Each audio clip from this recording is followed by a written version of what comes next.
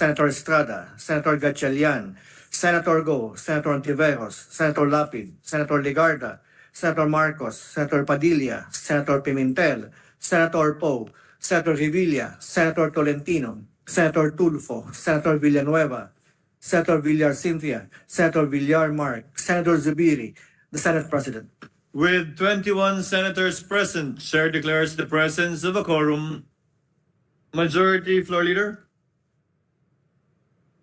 Mr. President, before we proceed with the business for the day, I'd like to acknowledge some guests present in the gallery. The guests of our Minority Leader, Mayor Lorely Pacquiao, General Santos City.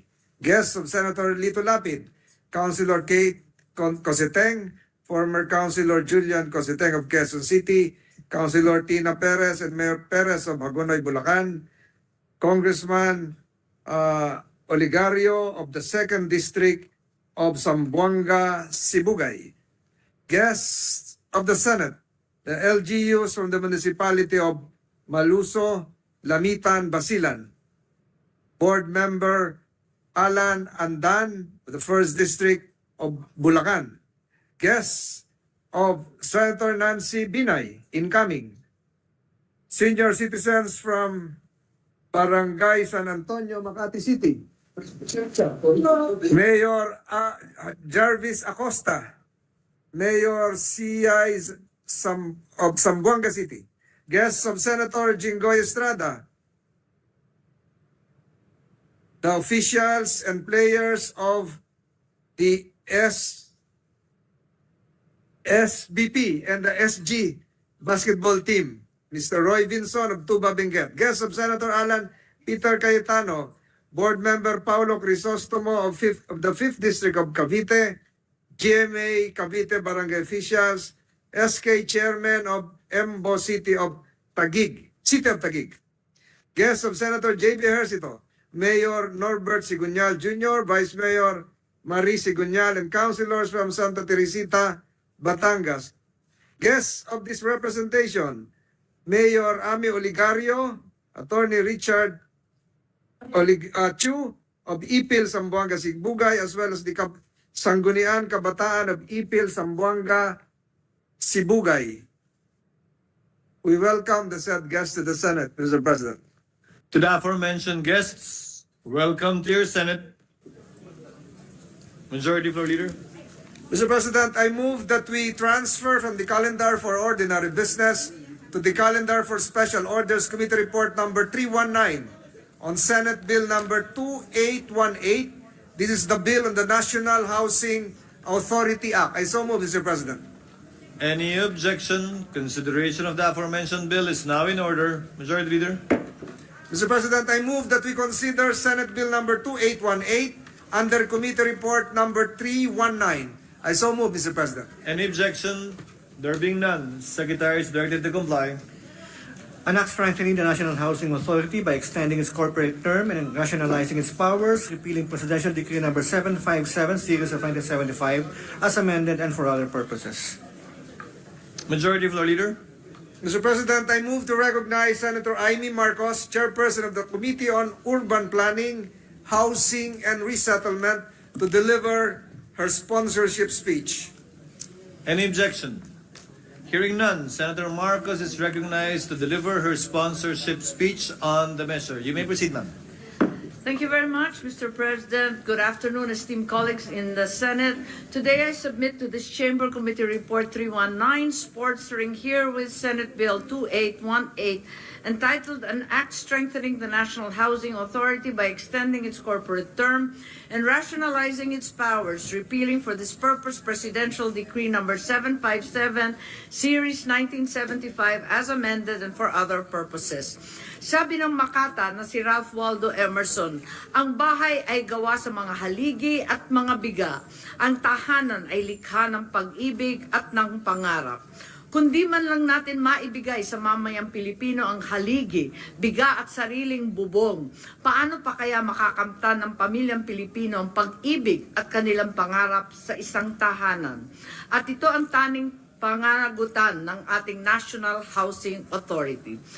In November 1975, my father, President Ferdinand Marcos, issued PD 757 establishing the NHA, or the National Housing Authority, to address the housing needs of the country. The healthy growth of our cities and towns depends on what we plan for them now. We cannot let it deteriorate further. We cannot deny any man his right to own a home. Just as it has today, the magnitude of the housing problem of the country at that time had grown and overgrown into such proportions that a purposeful, determined, organized mass housing development program became essential to respond to the need for Filipino families for a decent dwelling.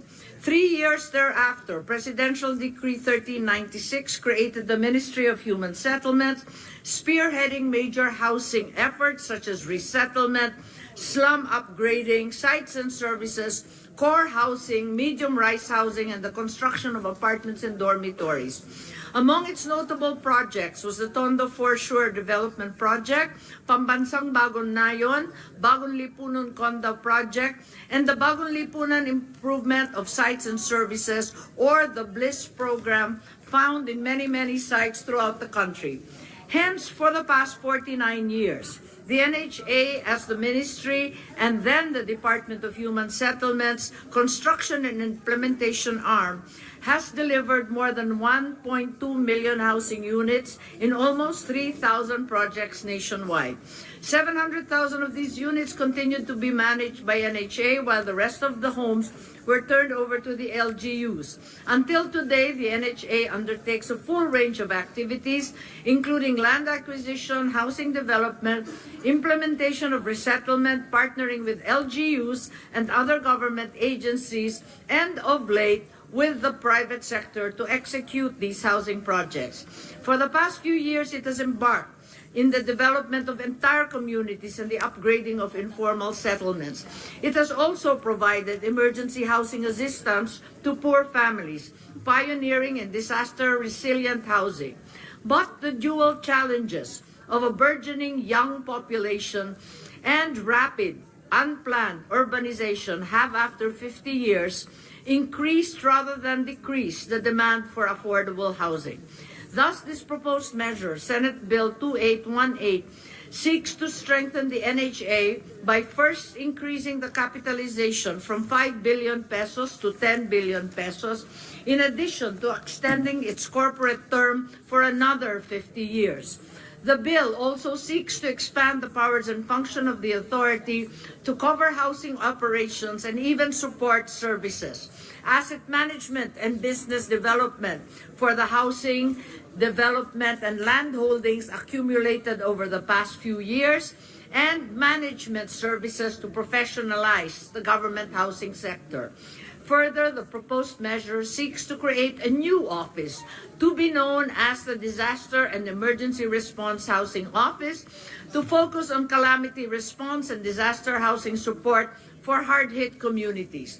The truth that the Philippines is the world's most vulnerable country to climate change has sadly been proven to us time and time again, and it is the NHA that has been at the forefront of saving lives and providing even temporary shelter from these storms. The measure will also allow the NHA to implement innovative and alternative solutions in addressing the housing needs of the informal sector families, lower-income families, and the vulnerable sector, as well as housing programs for government employees, military, and uniformed personnel. It shall provide the necessary resources to fulfill the NHA's expanded mandate of not only building safe and affordable houses, but homes that should, despite extreme climate, be disaster-proof. Pagkat kumbahay ang tawag natin sa estrukturang itinayo gamit ang bato at simento, tahanan naman ang tawag natin sa nabubuong pamilya at pagmamahalan sa loob nito. Tahan ang salitang ugat ng tahanan. Sa Pilipino, nangangahulugan ng pagtigil o pagtahimik at pagpayapa. Halimbawa, tumahan ang ulan at tumahan din sa pag-iyak ang sanggol. Sa ibang konteksto, ang ibig sabihin nito sa atin ay manirahan, sumilong. Halimbawa, Sa aking kamanahan, aking irog, ang sabi ng kanta. Subalit mauugat natin ang salitang tahan sa wikang bahasa sa kabila nating Indonesia na silang ating ninuno. At sa kanilang wika, ang ibig sabihin ng tahan ay kumapit, magpakatatag, magpatuloy. To withstand, to endure, to hold on against all odds, for truly home is a shelter from storms, all sorts of storms. Kaya naman malalim ang hugot natin, mga Pinoy, sa salitang tahanan. Maaring ang mga dingding at mga bubong ng bahay na humaharang sa hangin, ang sumasalo sa unos. Pero ang pag-ibig sa loob ng pamamahay ang siyang tahanan, sumasalag sa anumang hamon ng buhay.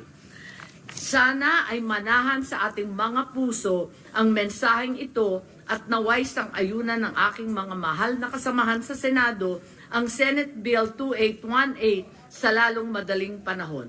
Maraming salamat po sa inyong lahat. Thank you, Senator Marcos.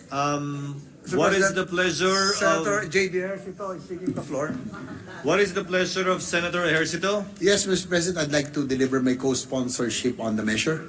The gentleman is recognized. You may proceed, sir. Yeah, Mr. President, my dear colleagues, it is an honor and privilege to co-sponsor Senate Bill number 2818 under Committee Report number 319. Marami pong sangkap at kasangkapan ang kailangan para makabuo ng isang bahay. Magmula sa pagpili ng lupang pagtatayuan, hanggang sa pagkalap ng mga materyales, hanggang sa pagkuha ng serbisyo ng mga karpintero.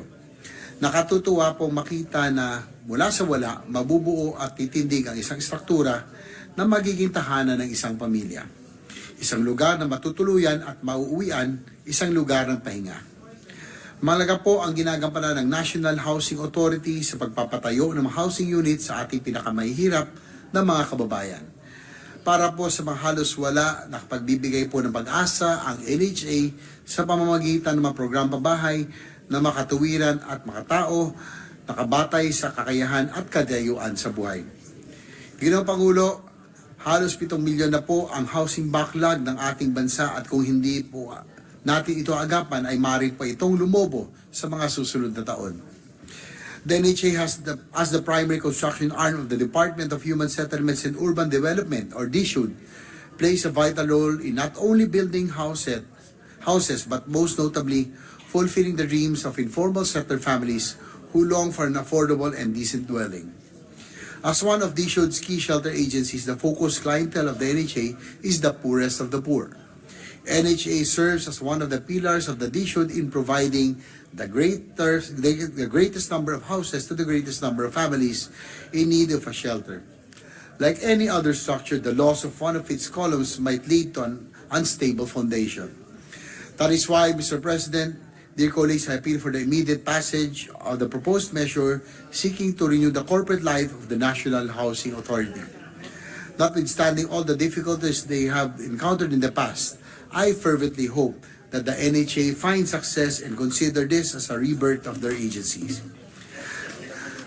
Ginoong Pangulo, ang NHA po ay isa sa mga sangkap na kailangan ng DSUD para may ayos at magampanan ang kanilang tungkulin na makapagpatayo ng mga abot kaya at disenteng mga pabahay. Bigyan po natin ang pagkakataon ng NHA na magpatuloy ng makapagsilbi bilang kasangkapan sa pagpapatupad sa mga pangarap nating mga mahihirap na kababayang walang tahanan. Maraming salamat po, Ginoong Pangulo. Thank you, Senator Ejercito, Majority Leader. Mr. President, with the indulgence of the good sponsor, Senator Amy Marcos, I respectfully seek to be designated as a co-sponsor of this urgent measure, Senate Bill 2818. Noted. And Mr. President, this representation would just like to insert into the records a copy of the sponsorship speech, Mr. President. The manifestation of the majority floor leader is duly noted and inserted into the record. Mr. President, I move that we suspend consideration of Senate Bill number 2818. Is there any objection? There being none, the motion is approved. Mr. President, I move that we resume consideration of Senate Bill number 2826 under Committee Report number 329. This is the bill enhancing the fiscal regime of the metallic mining industry. As so moved, Mr. President. Is there any objection?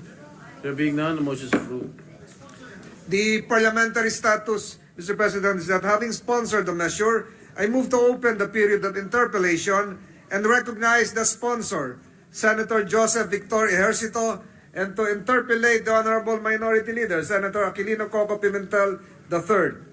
Hearing no objection, period of interpellation is now in order. Senators Ejercito and Pimentel are hereby recognized.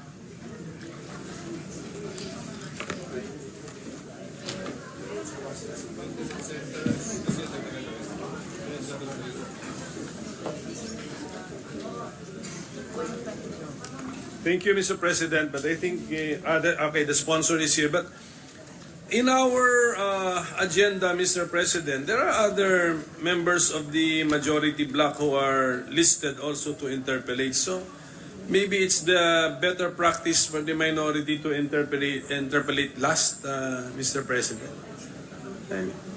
So what is happening, Mr. President? There are Mr. President, we're just taking the opportunity of harnessing the preparedness and the reservoir of talent of the good minority leader. That's why sometimes, Mr. President, we always recognize the minority leader because the minority leader will set ablaze the context of discussion, Mr. President.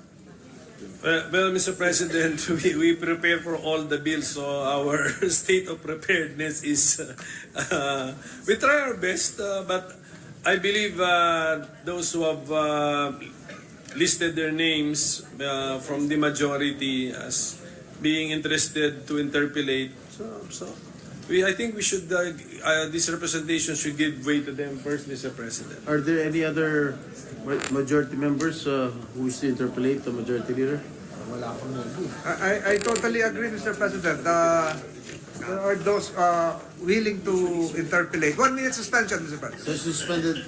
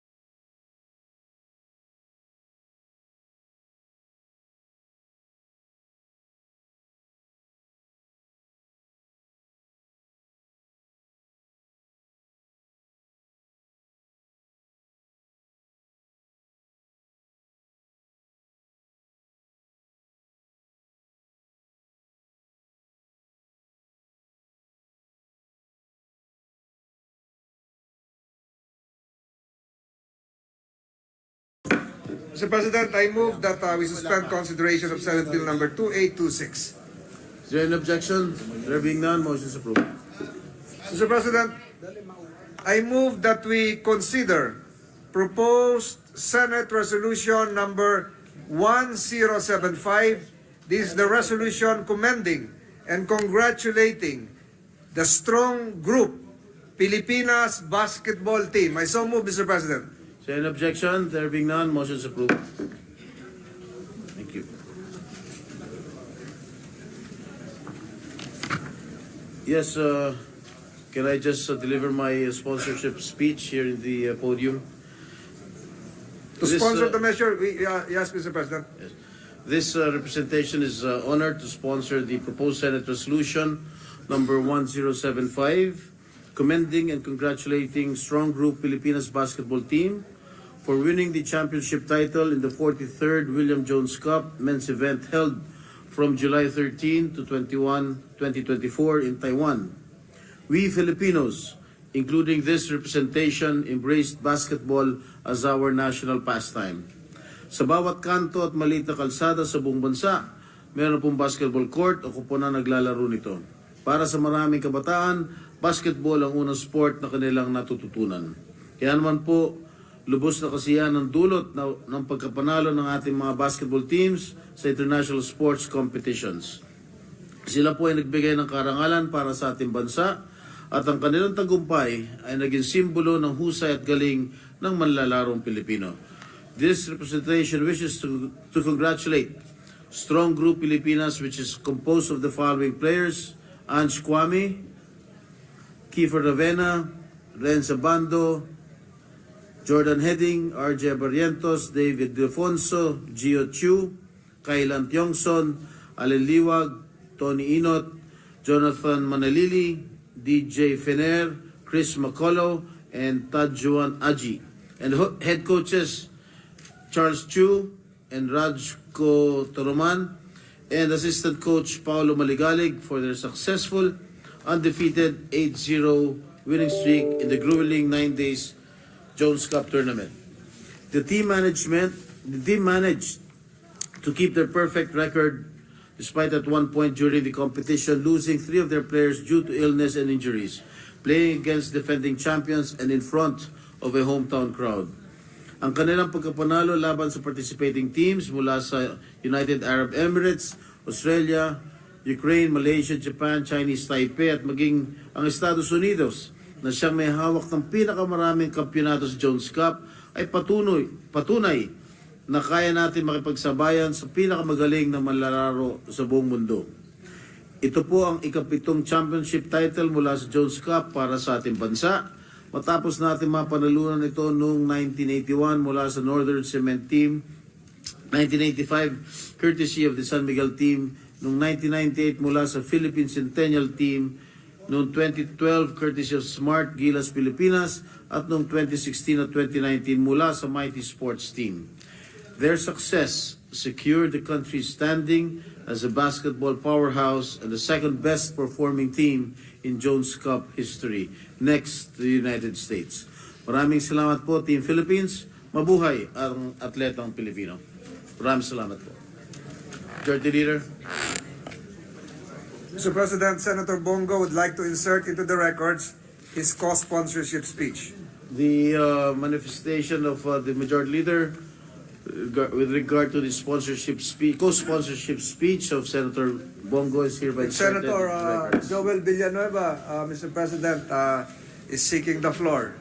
Senator Joel Villanueva is recognized. Thank you very much, Mr. President, Mr. Majority Leader. Just a short co-sponsorship speech, if you may, Mr. President, mga kasamahan dito sa Senado.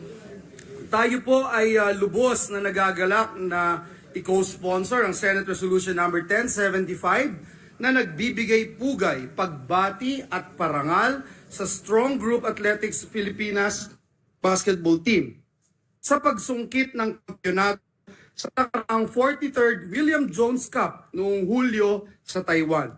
Mr. President, as one of the millions of Filipino basketball fans and a former national team player myself, I was one of many that cheered for and prayed that Strong Group Pilipinas bring home the Jones Cup crown once again. At hindi nga po tayo nila binigo. They fashioned an electrifying 83-79 come from behind overtime win against Chinese Taipei Blue in their championship match that saw our country reclaiming the title, which we last won in 2019. Strong Group Pilipinas also competed a sweep after being undefeated 8-0 in the tournament. They bested talented basketball players from the UAE, Australia, Ukraine, Malaysia, USA, Japan, and Taiwan. Our athletes, Mr. President, showed their heart in every single game executed, their passion and their dedication as they bring home our 7th Jones Cup title. We'd like to congratulate all the players who displayed determination and resilience as they clinched the championship for the country.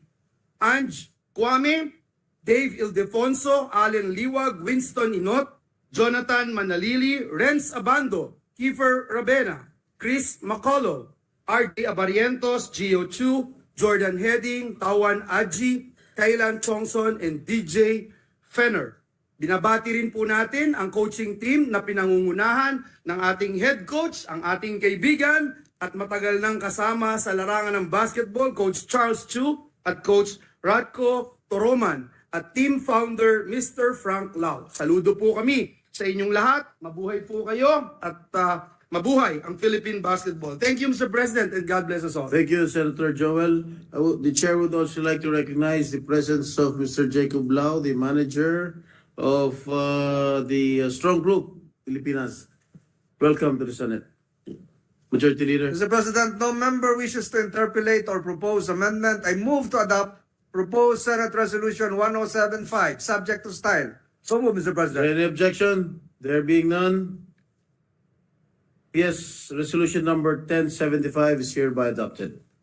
Mr. President, with the permission of the body, I move that all present members of the Senate be made co-authors of this resolution. Duly noted.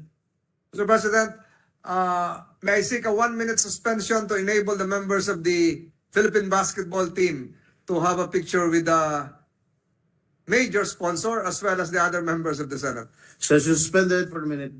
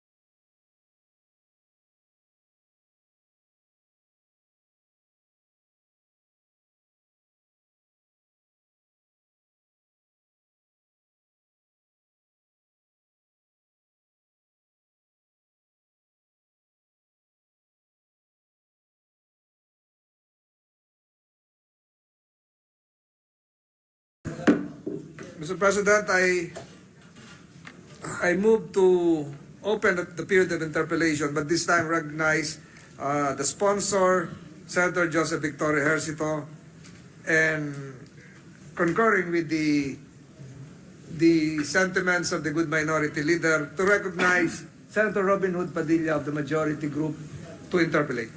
Senators Padilla and Ejercito are hereby recognized. Maraming salamat po, Ginoong Pangulo, at sa ating pinunong mayurya. A'udhu billahi minasyaitanir rajim. Bismillahirrahmanirrahim. Alhamdulillah rabbil alamin. Mahal na Ginoong Pangulo, sa matagal na panahon, tayo po ay 2 taong mahigit ng Pangulo o Chairman ng Komite ng Cultural Minorities and Muslim Affairs.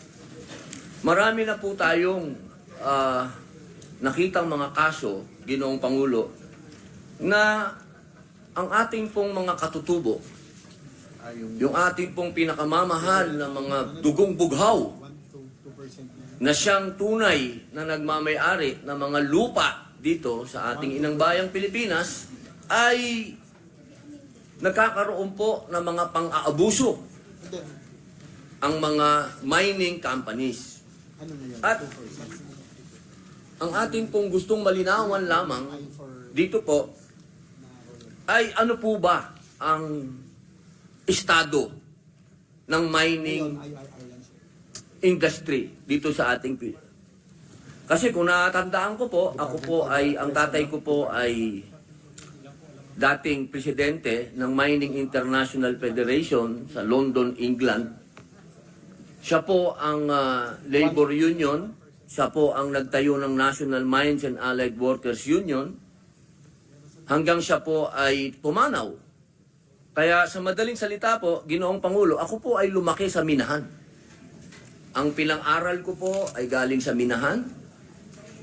Kami po ay binuhay ng minahan. Ngunit ang sitwasyon po ng minahan ngayon ay malayo po, Ginoong Pangulo, noong 1980s. Noong 1980s, merong binipisyo ang mga miners, may housing, merong silang pagpapaaral ng mga anak nila. Kompleto. Ngayon po, ano po ba ang estado ng mining corporation po sa Pilipinas?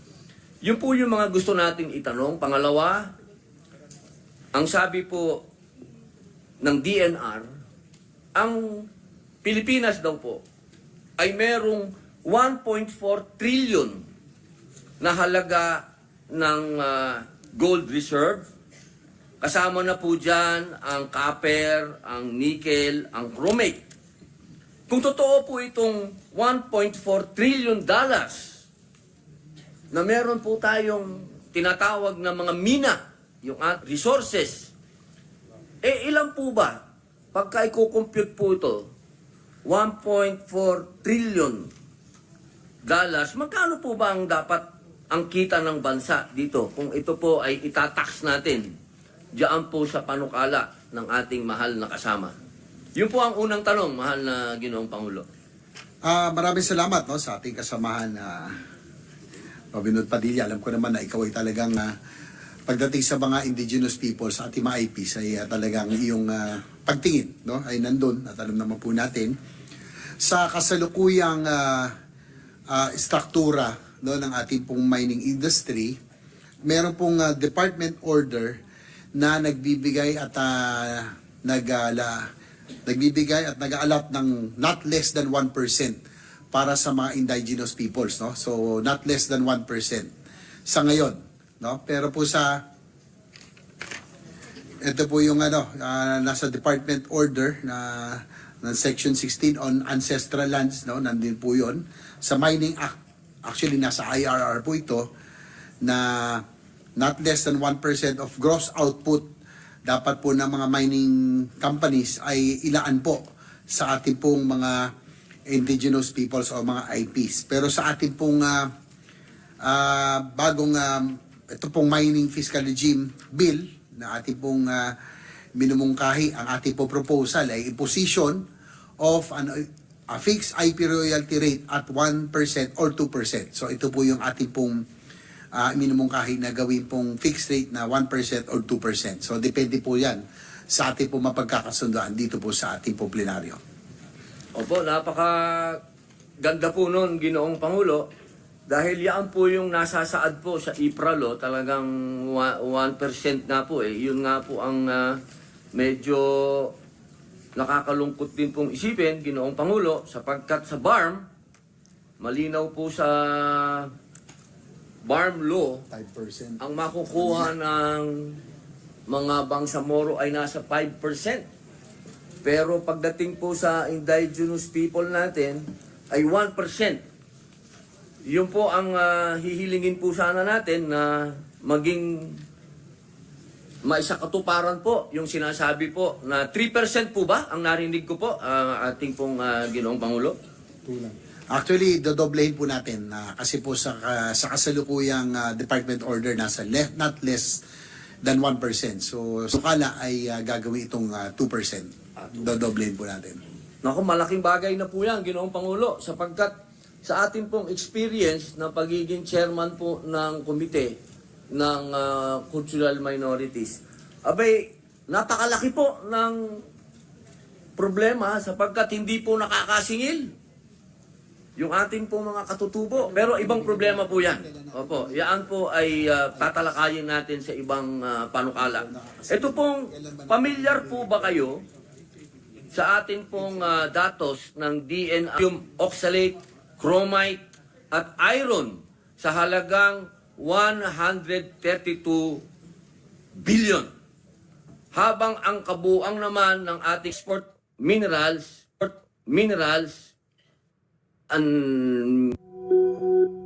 Mga numero.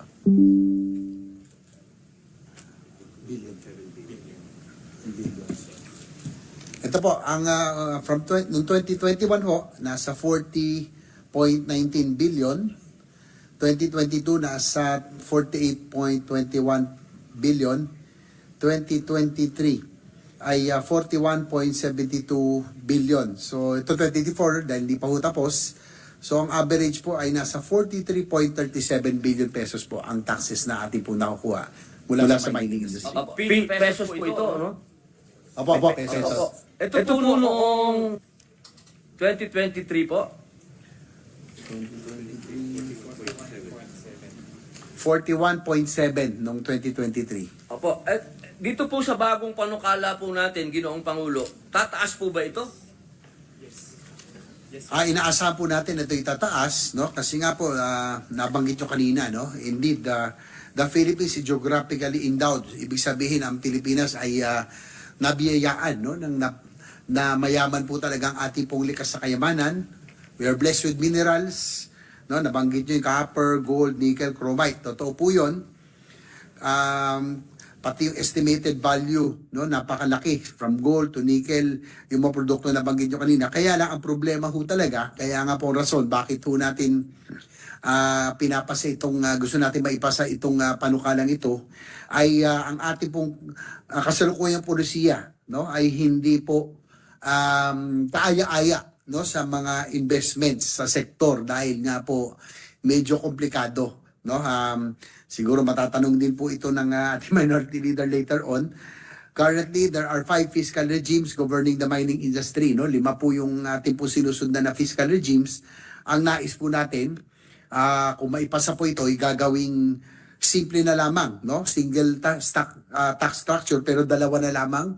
Yan po ang Mineral Production Sharing Agreement or MPSA at yung Financial and Technical Assistance Agreement, no, sa ating pong national government. So magiging 2 na lang ang ating pong magiging pwede pong pasukan, no, na mga sistema. So dahil po dito ay inaasahan na mas tataas po ang investments, mas marami pong papasok sa mining industry ngayon dahil po mas magiging simple na po. Dahil nga according to Fraser Institute, no, ang Pilipinas ay pinakamalaki po ang potential, biggest mineral potential. Kaya lang po yung kasalukuyang pulisiya ay dahil nga po komplikado ay hindi po talagang kaaya-aya sa mga investments. So inaasahan po natin na ito po ilalago kapag naipasa po natin ito dahil mas magiging simple na po ang ating pong taxation o yung ating pong pag-classify, no, sa mga mining industry. Opo, Ginoong Pangulo, ako po ay nagkaroon ng pagkakataon na makapag-seminar po dati ng mining sa Sweden. Sapagkat ang Sweden po ang mining capital ng Europe at doon po ay pinalad po tayo na makapunta doon at nakita po natin sa Galiwari yung kanila pong pamamaraan ng mining. Ang gusto ko lamang pong malaman kung bakit po sa ating bansa ay hindi po state-owned ang mining. Karamihan po ng mga mining kasi sa ibang bansa ay state-owned. Alam niyo po, sa a single iron mine in Sweden, ito po medyo English po ito, generates 26 billion krona or 135 billion sa isang taon. Ang kita po ng iron mine sa Sweden ay kikitain ng Pilipinas sa loob ng 33 years. Sa kasalukuyan po, merong 12 mines in production at 140 mines under exploration. Ang revenue po ng mining industry sa Sweden ay nakalaan para sa edukasyon at iba pang social services. Sa Pilipinas po, ang share ng mga LGUs ay dapat gamitin sa mga local social development programs and projects. Ito po ang tanong. Ano po ang inaasahan nating magiging benepisyo po natin dito kapag ito pong batas na ito ay naipasa? Maaari po ba tayong maliwanagan kung anong inaasahan po natin magiging kapakinabangan nito sa ating ekonomiya? Dahil malinaw po sa bansang Europa na inaasahan po nila ang mining. Napakalaki pong kontribusyon ng mining sa kanilang ekonomiya. At ito po ay isinasagawa po nila ng, siyempre po, una sa lahat ay standard ng International Labor Organization para po dun sa mga minero. At siyempre po, para po naman sa kalikasan, ito po ay talagang bantay sarado ng European countries, ano? Lalo na po ang mga Scandinavian countries, masyado po sila talagang maingat sa magiging epekto ng mining. So dito po sa Pilipinas, hindi na nga po tayo state-owned. Ito po ay binibigay natin sa mga private.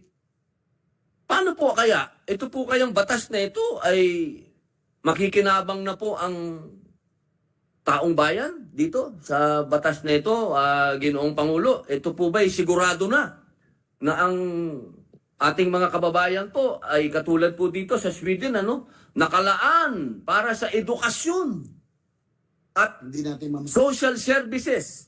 Opo, yun po ang gusto natin maitanong kung saan po ba ilalaan ng gobyerno itong pag naipasa itong panukala na ito at magkaroon po ng panibagong taxation, saan po kaya ito ilalaan ng gobyerno? Ito pong makukuha natin dito, Ginoong Pangulo. Ay, maraming salamat sa iyong katanungan.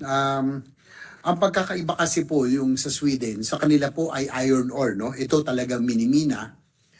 Yung dito po sa atin sa Pilipinas ay iron sand, no? Ito po yung black sand mining. Kaya nga hindi masyado natin in-encourage kasi po yung environmental impact nito sa ating coastlines ay medyo makakasira, no? So yun ang pagkakaiba, no? Sa ating po iron sand, so minamagnet lang. Pero po itong sa Sweden ay iron ore na yung kalaki. Ito yung talaga pong minimina. Doon naman po sa pangalawang inyo pong concern, doon sa magiging epekto ng pagkakapasa po nito, nabanggit na namin yung figures kanina na nag-average po ng 43 billion ang taxes na ating po nakukolekta mula sa mining industry. Sa pagkapasa po nito, no, by 2025 ay ang ating estimate ay 5.81 billion, 2026 6.1 billion, hanggang 2028 po na 6.73 billion. So an average of 6.26 billion ang inaasahan na re-raise po natin, no? Ang revenue impact po ng ating mga proposal na ito ay 6.26 billion hanggang po 2028. Ang ano pa nito ay Ginoong Pangulo, ay incremental revenues to. Ibig sabihin, wala hong new investments. Ito po ay mga present mining firms, mining corporations, pero dahil sa magiging pagbabago at sa pagiging simple ng struktura dahil po dito sa ating pong Mining Act, yung improvement of the fiscal regime of the Metallic Mining Act, ay inaasahan po na umakyat ng 6 billion kada taon ang incremental revenues, Ginoong Pangulo. Opo. Ginoong Pangulo, tanong ko lang po, yung pong iron ore ng Sweden, ang sinasabi po natin, yung iron sand natin ay inferior po?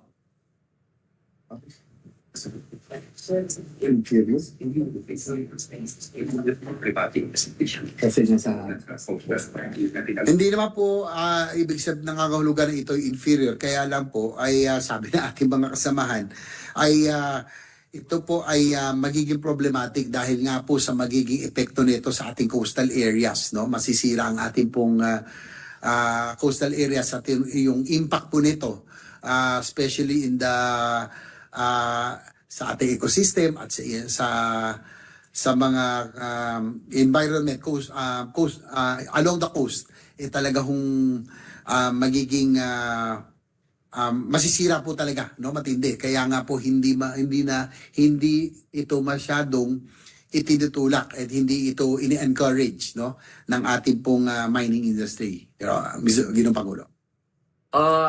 Ginoong Pangulo, ito pong pinag-uusapan natin ay kasama po pati copper, nickel, chromate.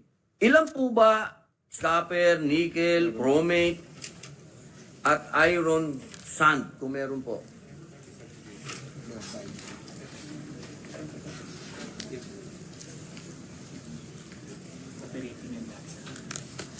Ginoong Pangulo, ito po yung summary ng mga operating metallic mines from 2021 to 2024. Opo. Ang total ay 59, no? 89 po? 89? 59. 59. Operating Lahat po ito metallic mine. ay local o may kapartner po itong foreign? May iilang partner na foreign, pero karamihan po rito ay local, no? Dahil yung pong sa FTA na tinatawag, yung pong kung saan pinapayagan po ang foreign 100% foreign ownership, kakaunti lang ho yun eh. Wala pang 4 lang ho ang pinayagan, pero 2 lang operating. So karamihan po rito ay talagang local, no? Ito po yung no? Sa copper po ay 3 lamang po ang operating, sa gold 12, chromite 4, ang nickel ang pinakamarami 36 at as of 2023. Ang iron po ay 4 lang din. So a total of 59 operating metallic mine projects sa ngayon, no? Ang may commercial operations sa kasalukuyan. Opo. Ito pong lahat ng nabanggit niyo po, ito po lahat ay yung tinatawag po nating sumusunod sa mining law. Maipasa itong Enhanced Fiscal Regime for Large-Scale Metallic Mining Act para nga po ma-update na rin po dahil magta-30 taon na, no, yung Mining Act of 1995 para din po maging maging updated na rin po sa current market, no, international market ng ating pong mining industry. Ibig sabihin po, Ginoong Pangulo, ito pong lahat ng ito ay nasa ILO. Nasa ilalim po lahat ng ILO ito, yung labor po nila, labor conditions.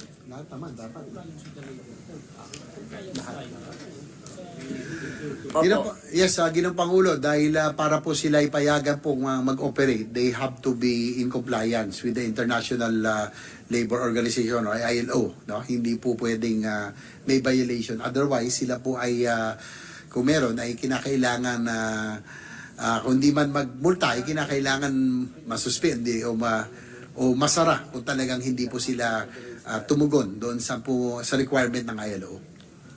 Noong panahon po ng tatay ko, ang pangalan po noon Mining International Federation. So, ibig pong sabihin tayo po hanggang ngayon ay miyembro po niyan.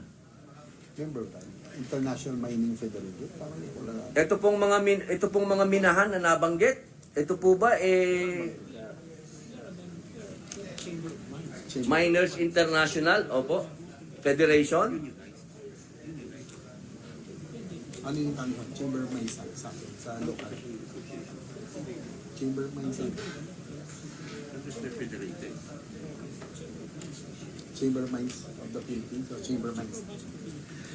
Yun ang Pangulo ay according to our resource persons, ang karamihan po ng operating mining companies ay under po ng Chamber of Mines of the Philippines. So yun lang po ang kanila pong Okay po. kinasasamahan. Okay po. Ginoong Pangulo, siguro yun lang muna po ang first part ng aming interpellation at makikipag-ugnayan din po kami sa opisina po uli ni Senator Ejercito. Maraming salamat po, Ginoong Pangulo. Maraming salamat, Senador Robin Hood Padilla. President,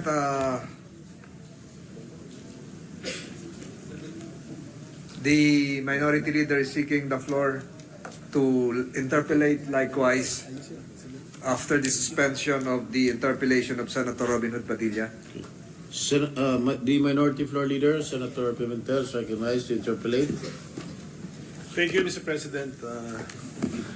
We just want to take advantage of the fact that the resource persons are here, Mr. President. Yes, thank you. Our minority leader, actually, I would just like to name them because you might ask for them. Yes. We are led by Assistant Secretary Carlo Adriano of the Department of Finance, who's incidentally celebrating his birthday. Dapat nakalip siya ngayon, but I requested him to come because I know that you're scheduled to interpellate, Your Honor. Attorney Ron Requidoro, Chamber of Mines of the Philippines. Mr. Romeo Bachoco, Philips Mining. Attorney Edgar Alan Reyes of the BIR. Attorney Tobias Gavin Arcilla of the BIR. Attorney Francis Joseph of Felix Mining, and Attorney Axel Tubulak, Your Honor. So we are the DOF and the BIR and the Chamber of Mines are well represented this afternoon. Thank you, Mr. President. And if I may proceed with the permission of our sponsor.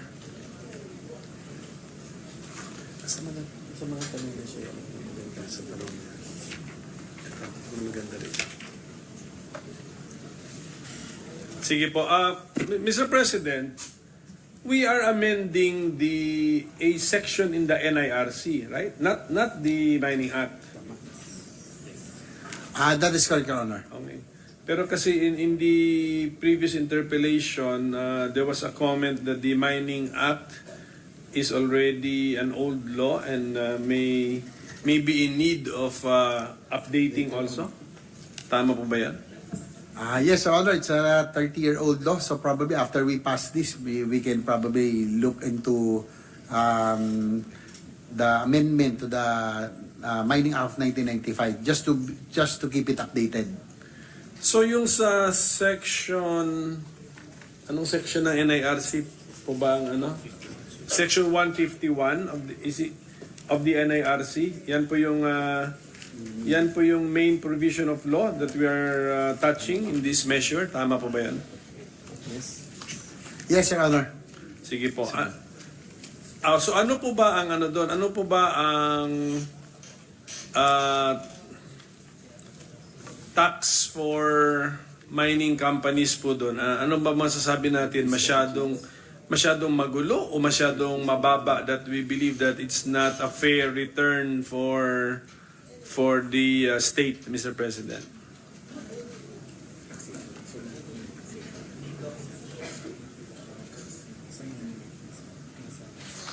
Hindi.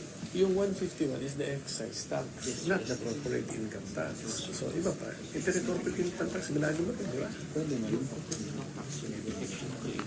Your Honor, Mr. President, according to our resource person, Asik Adriano, that in the mining code, it is already included, no? There are certain parts, there are provisions, they're already on taxation, but we intend to put all together in this bill, no? And just to put it in the tax code, Your Honor, Mr. President. And kanina nasabi nyo, no, that ano bang problema rito, magulo. Yes, Your Honor, as I mentioned earlier in the earlier interpretation, that the Philippine mining industry has a very big potential, no, considering that we are geographically endowed with abundant mineral. But the problem is that our current policies do not encourage investments kasi nga po medyo complicated. At present, there are 5 fiscal regimes governing the mining industry, namely the Mineral Production Sharing Agreement, or the MPSA, the MPSA in Ancestral Domain, number 2, number 3, the MPSA in Ancestral Domain and in Mineral Reservation, number 4, the Financial and Technical Assistance Agreement, or the FTAA, and number 5, the FTAA in Ancestral Domain with cost recovery. So 5 po, no? At present, yung fiscal regimes that is governing the mining industry. So we are hoping to make it to simplify and magkaroon na lang po ng dalawa, no, na yung Mineral Production Sharing Agreement, MPSA, and Financial Technical Assistance Agreement, or FTAA. So yung 5 mineral ano ba tawag doon? Agreements, no? Mineral Fiscal agreements. regimes. Mineral fiscal regimes. May kanya-kanyang rules yon, yung 5. Now under our measure, magkakaroon ng we will recognize 2 mining regimes. One for MPSA and another one for FTAA. Tama po ba yun? Yes, that is correct, Your Honor. We will just have 2 regimes. But yung pinaka-base taxation, Your Honor, Mr. President, is the MPSA. So, may dalawa. What does that mean, Mr. President? Pinaka-base na taxation? I mean, Basically, they pay all the national taxes. Kasi dun sa mining Under the 2, they will just pay. the national taxes, basically the taxes. Your Honor, Mr. President, according to Asik Adriano, that once this is passed, all the They just pay the national taxes, like corporate income taxes, royalty. they will just pay all the national taxes, no? Like the corporate income tax, excise tax, The royalties, the royalties, and the windfall profit, no, that we are introducing in this measure, Your Honor. This is something, probably an innovation, and this is the new thing that we will be introducing, the windfall profit, Mr. President. okay, so Mr. President, ganito, para mas maintindihan natin, yung fiscal regimes na 5, we collapsed into 2. But the kinds of taxes that the mining companies and operations will pay, basically, si corporate income tax, existing naman yan, di ba? Si excise tax, hindi po ba existing na rin po yan? Existing, yes. Si royalties, hindi po ba existing na yan? So actually hindi natin sinimplify in the number of taxes, nagdagdag pa tayo ng isang concept, the windfall profit tax. Tama po ba 'yon, Mr. President? Yes, Sir Honor, you're correct. Yun po yung bago po natin. That's a new feature that we'll be including, the windfall profit tax.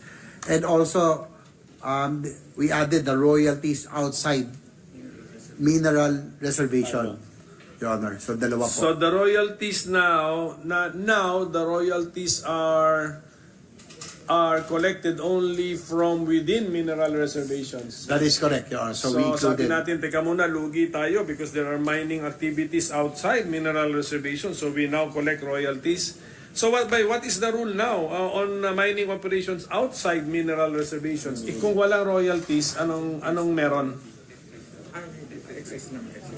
Excise lang. Yung outside. No, they pay no royalty. Excise. Your Honor, Mr. President, they pay no royalty but only excise tax, Your Honor, on minerals. Can we be educated, Mr. President, by differentiating what is this excise tax and what is this royalty, Mr. President? Okay. So, ibig sabihin, from the answer of the sponsor, ibig sabihin nun, if there's a mining operation outside the mineral reservation, there is actually no royalty, but they pay excise tax on their output. Parang gano'n yata yun eh. On a per metric ton ata ang excise tax. On mineral. That is correct. Ganun ba yun? Pagkaintindi ko, di ba? Pero tama yun, excise tax. Oo nga, pero hindi yan.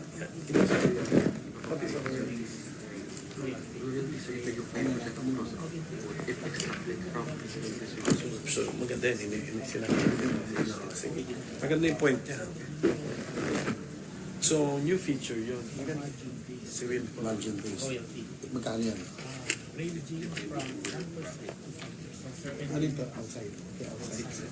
Abot tayo. Sige.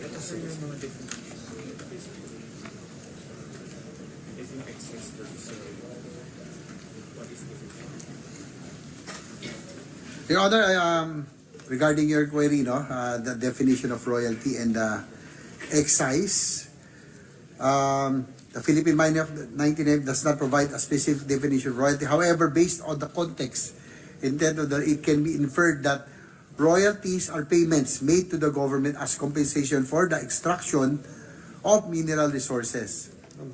So these payments are typically calculated as a percentage of the total income generated from the sale of minerals. Okay. Okay. Sige, tama. The excise tax is considered as the total share of the government from the extraction of the mineral. This is in section 80, no? So matagal lang. it's the total share.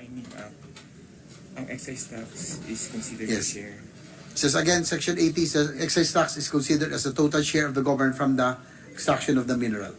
However, the common definition of an excise tax is a tax levied on a specific good or service wherein the consumption of this good or service produces negative externalities. Example, such goods that impose negative are cigarettes, alcohol, sweetened beverage, and the like. You know. Ba't nasama natin ang mineral extraction, Mr. President? Bakit nasama sila? Because of its disruption Section 80. of the natural state of things, Mr. President. Yun siguro. Environmental disturbance. Yes, because of its effect on our environment, Your Yes, Honor, Mr. sige. President. So thank you for that, Mr. President. Maganda. So may mga bago na-realize ng Estado na teka muna, parang lugi tayo. Mas konti ang nakukuha natin. Lalo siguro, si Senator Robin Padilla kanina, minention niya yung Sweden. Pero hindi ko po na-monitor kung magkano yung mga effective tax rates nila sa Sweden. Pero, so yun po yun. No? So we simplified the tax regimes into two. We expanded royalty payments to include with outside of mineral reservations. We are introducing windfall profit tax concept. How about sa CIT? Are we touching the rate? Any change in the CIT, corporate income tax? No, Your Honor, Mr. President, we are Parehas not. lang. Pareho lang, the same. And I think mining companies are taxed at 20%. 20? 25%, Your Honor. 25%? Large-scale mining, Your Honor, Mr. President, is about 25%. So see, ang corporate income tax, normally of our mining companies, ang rate niya is 25%. Tama? That is correct, Your Honor. Okay, Mr. but some- President, 25%. Wala ba silang benefit sa create law, Mr. President? Sa mga SIPP, di sila? Wala? binibigyan for the extraction. Sino? Wala naman. Your Honor, they are not being given incentives, no, in the extraction, only in profit, and only in processing. Yes, ang ating bang mga mining companies, they have two balance sheets. They are two entities when they are taxed. When they pay corporate income tax, dalawa. Or joint yun. Isang operation lang po yun. Create more. So, kailangan si Sherwin, hindi natin master to create more. Activity, doon may incentive. Na mayroon doon attribution of revenues and cost management. So there's attribution dito sa ano. If ever, So makakuha lang yung activity na may processing, if ever may incentive. Create more yun. may attribution dito sa. Revenue cost to compute. Your Honor, Mr. President, there's an attribution of cost, no, and revenues, and the only activity that gets incentive is processing, Your Honor. So yung makakuha lang po yung processing. Kaya nga, do mining companies nga organize separate companies for processing para ibang taxing ano nila? Is that a practice? Some? Yes, Your Honor, you're correct. Some mining companies To take advantage of the, so the processing have to. can possibly fall under create more sa SIPP, the tier 3, gano'n. Then possibly ang corporate income tax rate niya is 20%, gano'n ba? Processing is 2, Your Honor. Tier 2. Tier 2, Your Kaya, Honor. pero the corporate income tax rate ba doon is 20%? Gano'n ba? It depends on the regime.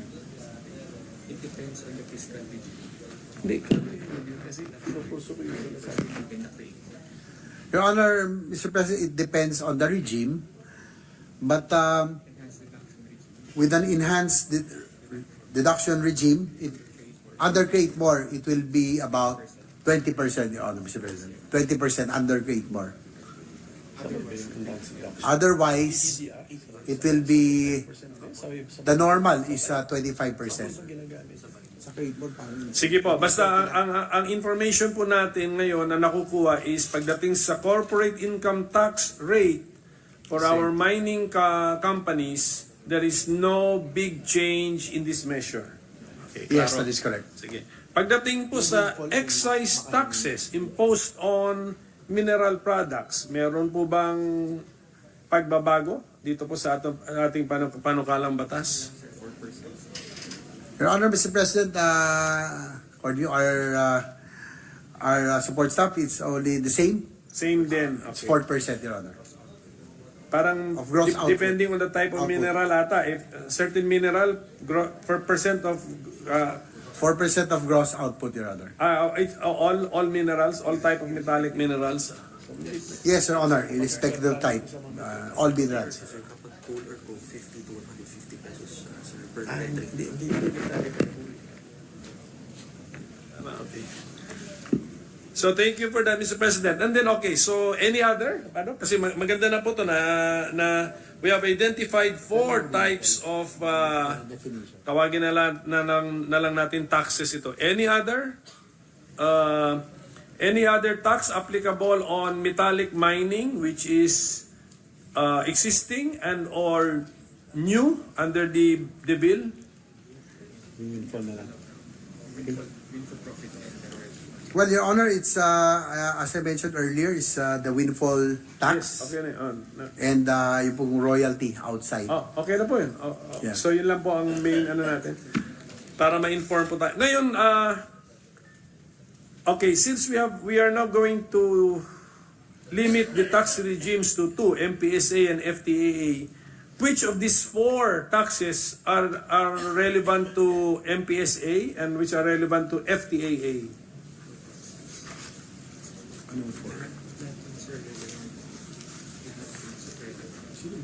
Ayun kanina.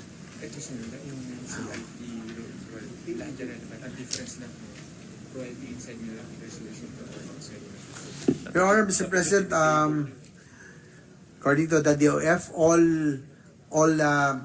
taxes are relevant, no, to the two to the two fiscal regimes that we will be that we are currently proposing, Your Honor. Mr. President. Thank you, Mr. President. And then, can we differentiate, Mr. President, the MPSA from FTAA?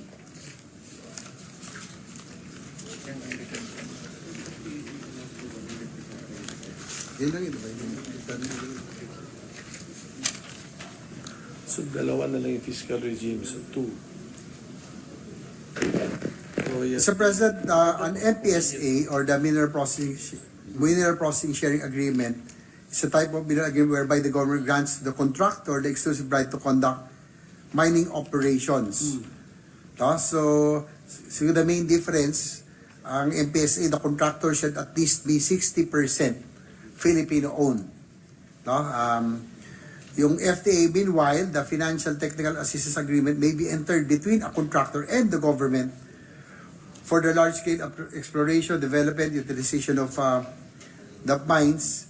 But in contrast to the MPSA, FTA allows 100% participation with the foreign contractor, providing all financial, technical, and entrepreneurial resources. And FTA requires the approval of the President of the Republic, Your Honor.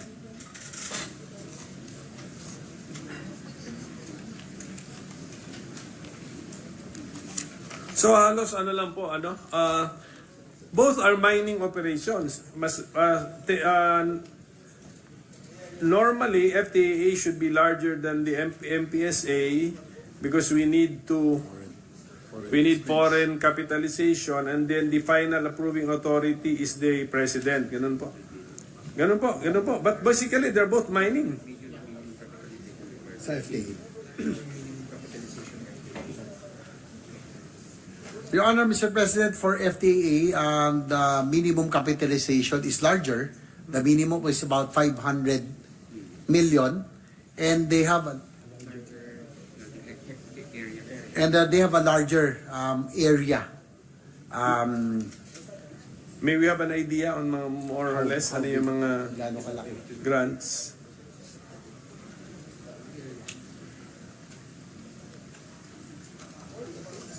Maliit na yung 500 million pesos, no? For mining, Pero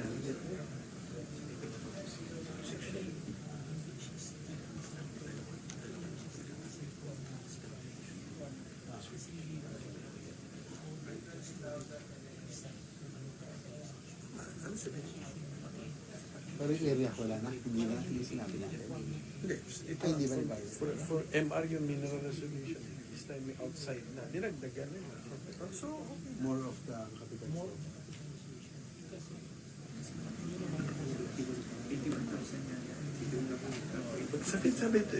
sabi niya dito, but when there is no profit, 81,000? ito sa pagdating sa 5% of gross value. So, ibig pagdating sa Ano, naging hanap ba natin? base yan. Isipin muna. Intindihin nyo kasi para ma-explain nyo. Mr. President, mini suspension. Session suspended for a minute. Pagka non-minute,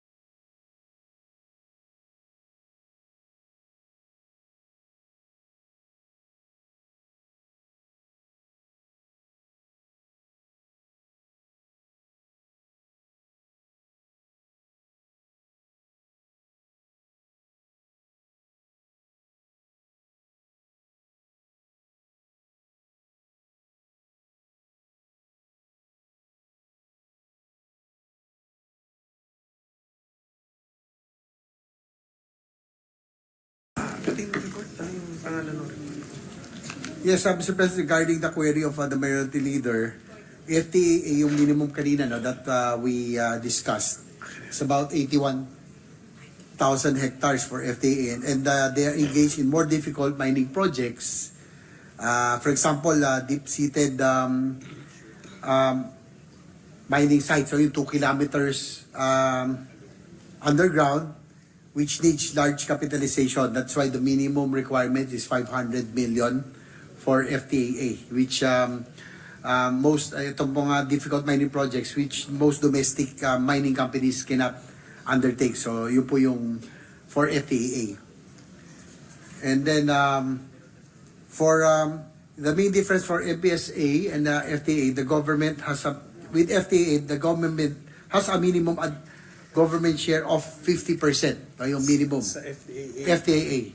So for example, kung 46% lang ang share, the entity has to may top up. Kailangan po niyang punuin ng 4% para maging 50%. So minimum guaranteed na po yung 50% government share honor with FTAA. So, yung 50% government share, that's in the form of royalty, di ba? So, All taxes paid, Your Honor, Mr. President. in lieu of all taxes, ganun ba yun? All taxes. What is it? May we know that? May we know na lang the legal basis for that minimum government share of 50% in FTAAs, Mr. President? Sige pa. Para masilip din po namin, what would be our legal basis in saying this, Mr. President?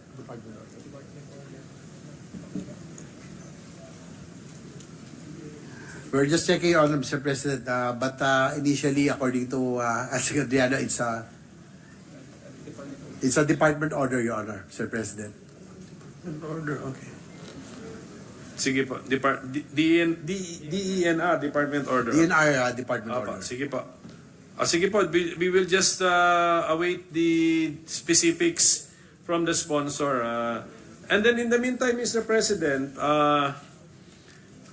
we will be requesting some studies and papers from our sponsor or through our sponsor from our resource persons so that during the break, we can put the break into to good use, Mr. President.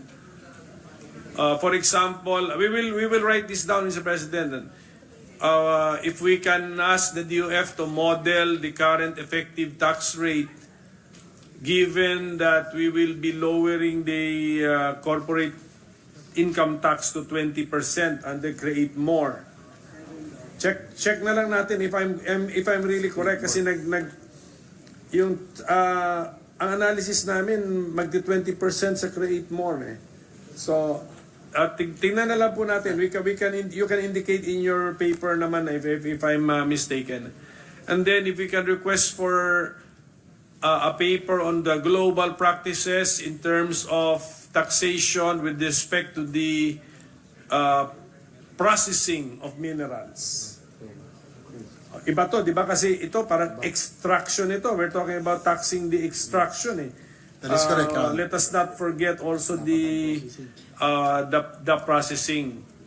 And then if we could request for a copy of the Mining Interagency Coordinating Council reports evaluating the different mining operations in the country, including the BARM. Pero does the DOF resource person confirm that there is such a report? Meron? Kanino to? It's an interagency coordinating council. Sino may hawak mo nito? Your Honor, Asing Adria said that he's not sure if it's already out, but he knows that there is a draft already regarding BARB, Your Honor. But he's not sure if it's out already or official. Sige po, as soon as possible. Kasi we just want to take advantage of the break. Para hindi sayang yung break natin. So pagbalik po natin, we are better prepared and we better understand the measure. So with that, Mr. President, with the permission of our sponsor, if we could suspend our interpellation until we come back from our October break, Mr. President. Thank you, Senator. Thank you. We'd like to thank Mr. President. We'd like to thank the Minority Leader. Majority Leader. Department order. Kuha na lang tayo. Mr. President, I move that we suspend consideration of Senate Bill number 2826. Is there any objection? There being none, the motion is approved. Mr. President, I seek a 1-minute suspension. Session suspended.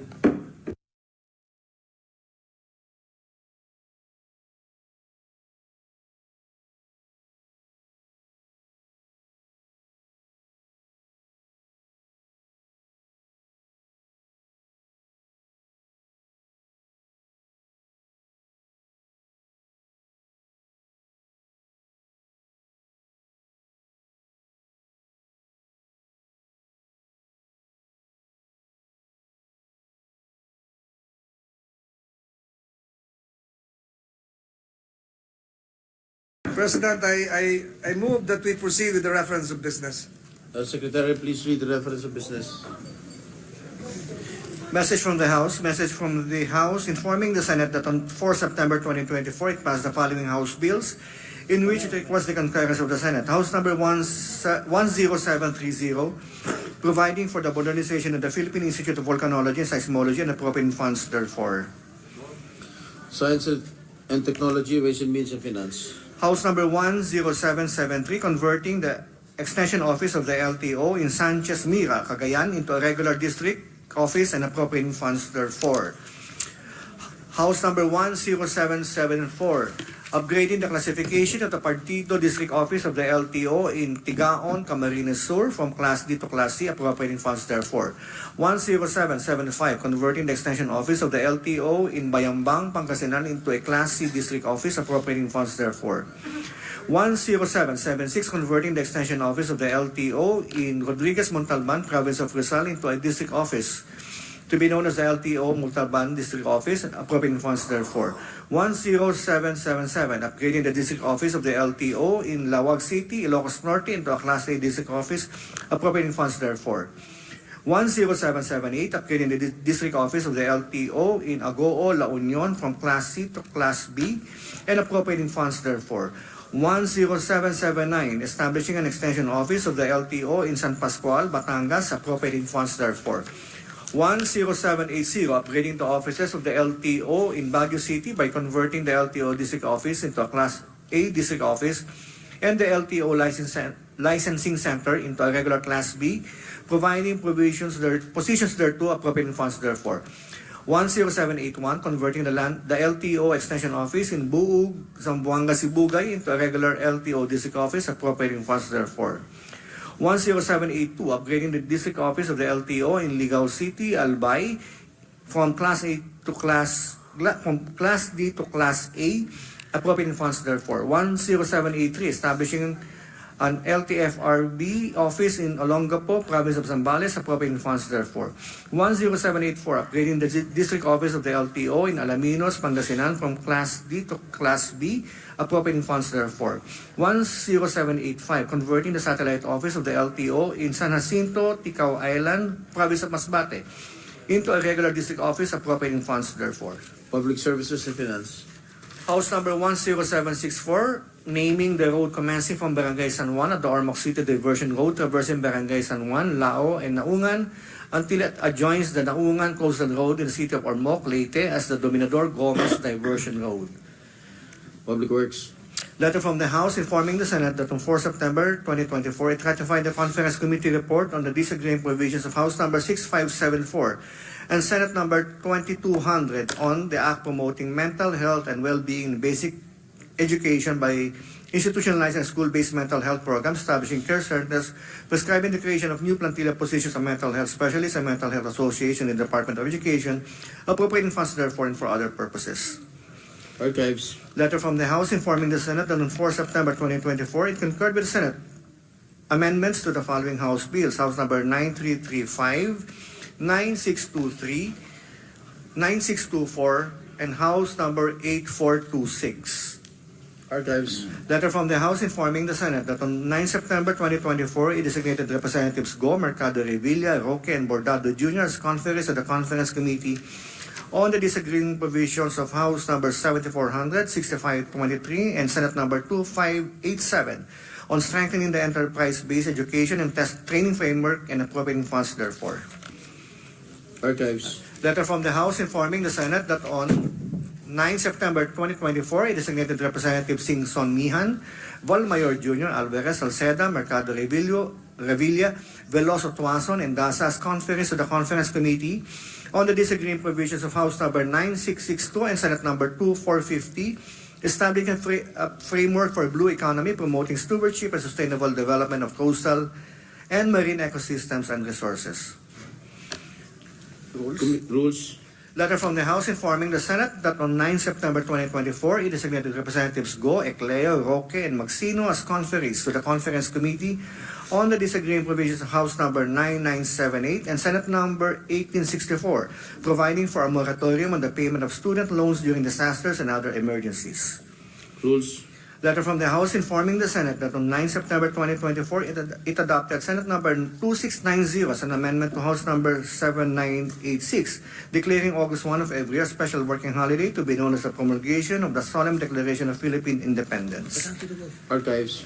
Letter from the House informing the Senate that on 9 September 2024, it designated Representatives Salceda, Swansing, Haresco Jr., Lagon, Vergara, Reyes, Kimbo, Cuba, Cruz Jr., and Dago as conferees to the Conference Committee on the disagreeing provisions of House Number 9794 and Senate Number 2762, amending Sections 27, 28, 32, 34, 57, 106, 108, 109, 112, 135, 237, 237A, 292, 293, 294, 295, 296, 297, 300, 301, 308, 309, 310, and 311, and adding new sections 135A, 295A, and 296A of the National Internal Revenue Code as amended and for other purposes. Archives. Letter from the House informing the Senate that on 9 September 2024, it ratified the Conference Committee report on the disagreeing provisions House Number 9034 and Senate Number 2665, authorizing the President of the Philippines to establish the archipelagic sea lanes, prescribing the obligations of foreign ships and aircraft exercising archipelagic sea lanes passage through the designated archipelagic sea lanes and other purposes. Archives. Additional reference of business, Senate Number 2835, an act mandating the establishment of a Population Development Office in all provinces, cities, and municipalities, amending for the purpose Section 488A of RA 7160 as amended, introduced by Senator Lapid. Local government.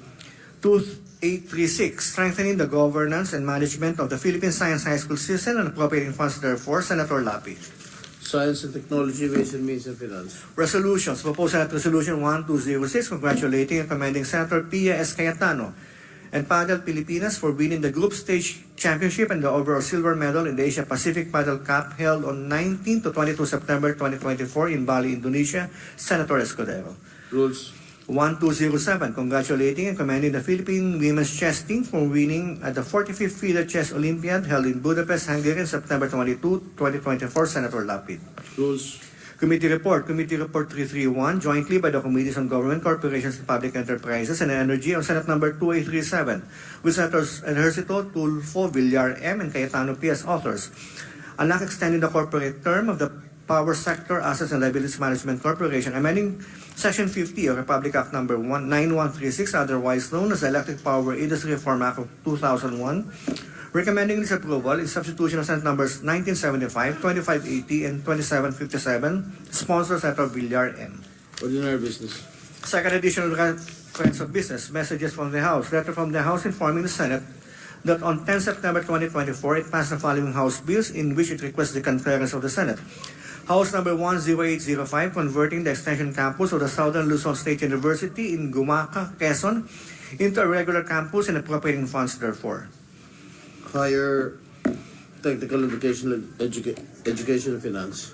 House Number 10820, converting the Southern Philippines Agribusiness and Marine Aquatic School of Technology in Malita, Davao Occidental into a state university and appropriating funds therefore. Higher Technical and Vocational Education, Ways and Means and Finance. 10822, converting the Guimaras State University, Mosqueda, and Baterna Extension campuses in the municipality of Jordan and San Lorenzo, respectively, both in Guimaras into regular campuses and appropriating funds therefore.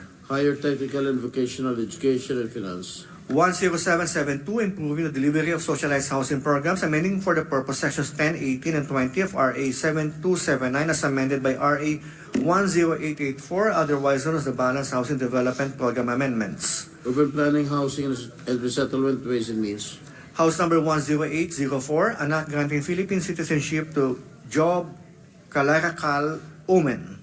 Justice and Human Rights. Letter from the House informing the Senate that on 11 September 2024, it designated Representatives Envergas, Juancin Cruz Jr., Violago, Panaligan, Estrella Kimbo, Emano, and Lee as conference to the Conference Committee on the Disagreeing Provisions of House number 10381 and Senate number 2779, amending RA 8178 or the Agricultural Tarification Act as amended by RA 11203.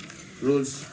Letter from the House informing the Senate that on 10 September 2024, it ratified the Conference Committee report on the disagreeing provisions of House number 9794 and Senate number 2762, amending sections 27, 28, 32, 34, 57, 106, 108, 109, 112, 135, 237, 2378, 292 to 297, 300, 301, 308, 309, 310, and 311. And adding new sections 1358, 295A, and 296A of the National Internal Revenue Code as amended and for other purposes. Archives. Letter from the House informing the Senate that on 10 September 2024, it ratified the Conference Committee report on the disagreeing provisions of House number 7400, House number 6523, and Senate number 2587, an act strengthening the enterprise-based education and training framework and appropriating funds therefore. Archives. Majority Leader.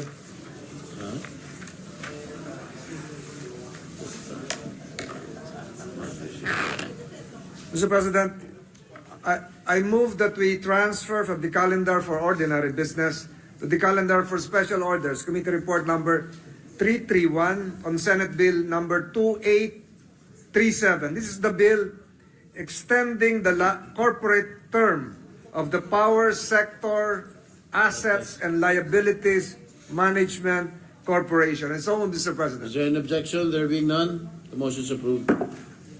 Mr. President, I move that we consider Senate Bill number 2837 under Committee Report number 331. Is there an objection? There being none, the motion is approved. Consideration of Senate Bill 2837 is now in order. The Secretary will read only the title of the bill without prejudice to inserting into the record the whole text thereof. An act extending the corporate term of the Power Sector Assets and Liabilities Management Corporation, amending for the purpose Section 50 of RA 9136, otherwise known as the Electric Power Industry Reform Act of 2001. Majority Leader. Mr. President, I move to recognize Senator Mark Villar, Chairman of the Committee on Government Corporations and Public Enterprises, to deliver the sponsorship speech. Senator Mark Villar is recognized, but may I know, Mr. Majority Leader, why are there so many media here inside the gallery? Is there any fireworks that's going to happen? What's down? Should be amend the rules so that they can answer. Anyway, please proceed, Senator Mark. I guess exciting pala itong PSAM bill natin. What is the bill about? Anyway, Mr. President, dear colleagues, I stand before you to seek your support for the extension of the corporate life of the Power Sector Asset and Liabilities Management, or PSAM. PSAM was created in 2001 through the IPIRA law, which was essentially enacted to restructure the power sector previously monopolized by the National Power Corporation, or NPC. PSAM was entrusted to formulate and implement a privatization plan for the government's energy assets previously held by the NPC. The corporation also took over the ownership of all exciting NPC generation assets, liabilities, independent power producers or IPP contracts, real estate, and all other disposable assets. Additionally, PSAM was also mandated to manage the orderly sale, disposition, and privatization of these assets with the objective of liquidating all NPC financial obligations and stranded contract costs. For the past 22 years, PSAM has been fulfilling its mandate enshrined in the IPIRA.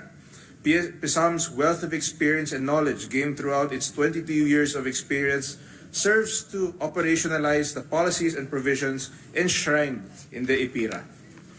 As of December 2023, PISAM substantially reduced its financial obligations by 76%, or from 1.2 trillion pesos to 294 billion pesos. PISAM likewise remitted to the Bureau of Treasury around 26 billion pesos as dividends to the national government. PISAM is at the crucial point where the wheel has to continue spinning for the corporation to fully achieve its mandate contemplated under EPIRA. That is why, Mr. President, I'm asking for your support in extending PISAM's corporate life for another 25 years to give them sufficient time to settle existing obligations. This will also enable PISAM to commence asset and management plans for several significant independent power producers, facilities, and real estate assets. Non-renewal of PISAM's corporate life entails management of financial obligations that necessitate funding of the projected deficit of 275 billion pesos. Should it be untimely abolished, the national government would have to absorb all of PISAM's outstanding financial obligations. Sasaluhin po ng national government ang mga obligasyon ng PISAM kung hindi magkakaroon ng extension ng kanilang corporate life.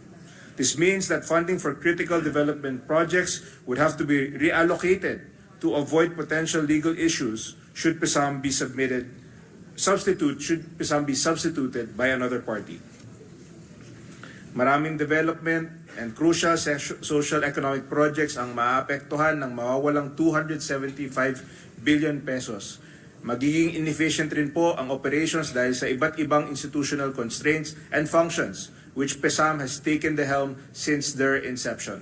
Magkakaroon ng malaking domino effect sa pondo ng gobyerno kung hindi mabibigyan ng sapat na panahon ang PISAM to settle all of their remaining obligations.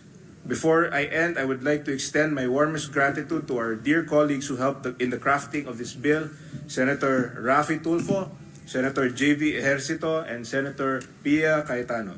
Mr. President, together with the co-authors of this bill, I am earnestly seeking the support of this august chamber for its passing. Maraming salamat po.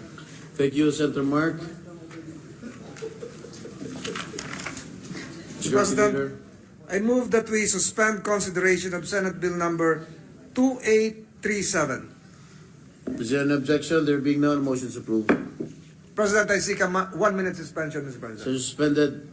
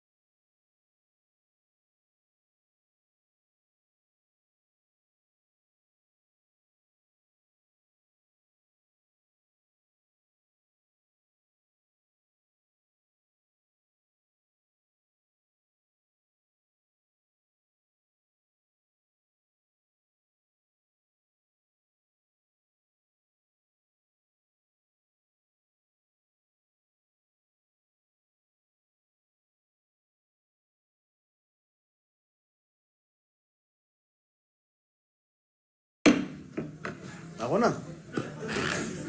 Mr. President, Majority Leader. I move that we resume consideration of Senate Bill number 2793 under Committee Report number 304. This is the bill on the Philippine Natural Gas Industry Development Act. So move, Mr. Is President. there an objection? There being none, motion is approved. I move to resume the period of interpellation and recognize the sponsor, Senator Pia Cayetano, and to continue to start with her interpellation, Deputy Minority Leader, Senator Risa Ontiveros. Senators Pia Cayetano and Risa Ontiveros are hereby recognized. Thank you. Before Her Honor starts her interpellation, the body will recall yesterday Senator Sherwin had a long manifestation. If I may just address that first so Her Honor can take a seat. It won't be that long, but it's long enough that she may want to take her seat. Certainly, Mr. President, and thank you, good gentlewoman from Taguig and Pateros. Thank you. Mr. President, as mentioned yesterday, I wish to address the concerns raised by our esteemed colleague, former chairperson of the Committee on Energy, Senator Sherwin Gatchalian, regarding the Philippine Natural Gas Industry Development Bill that I am currently sponsoring. This bill aims to develop the natural gas industry, which is critical to energy security, by revitalizing indigenous gas exploration, giving importance to the country's own gas supply, and developing liquid natural gas infrastructures as well.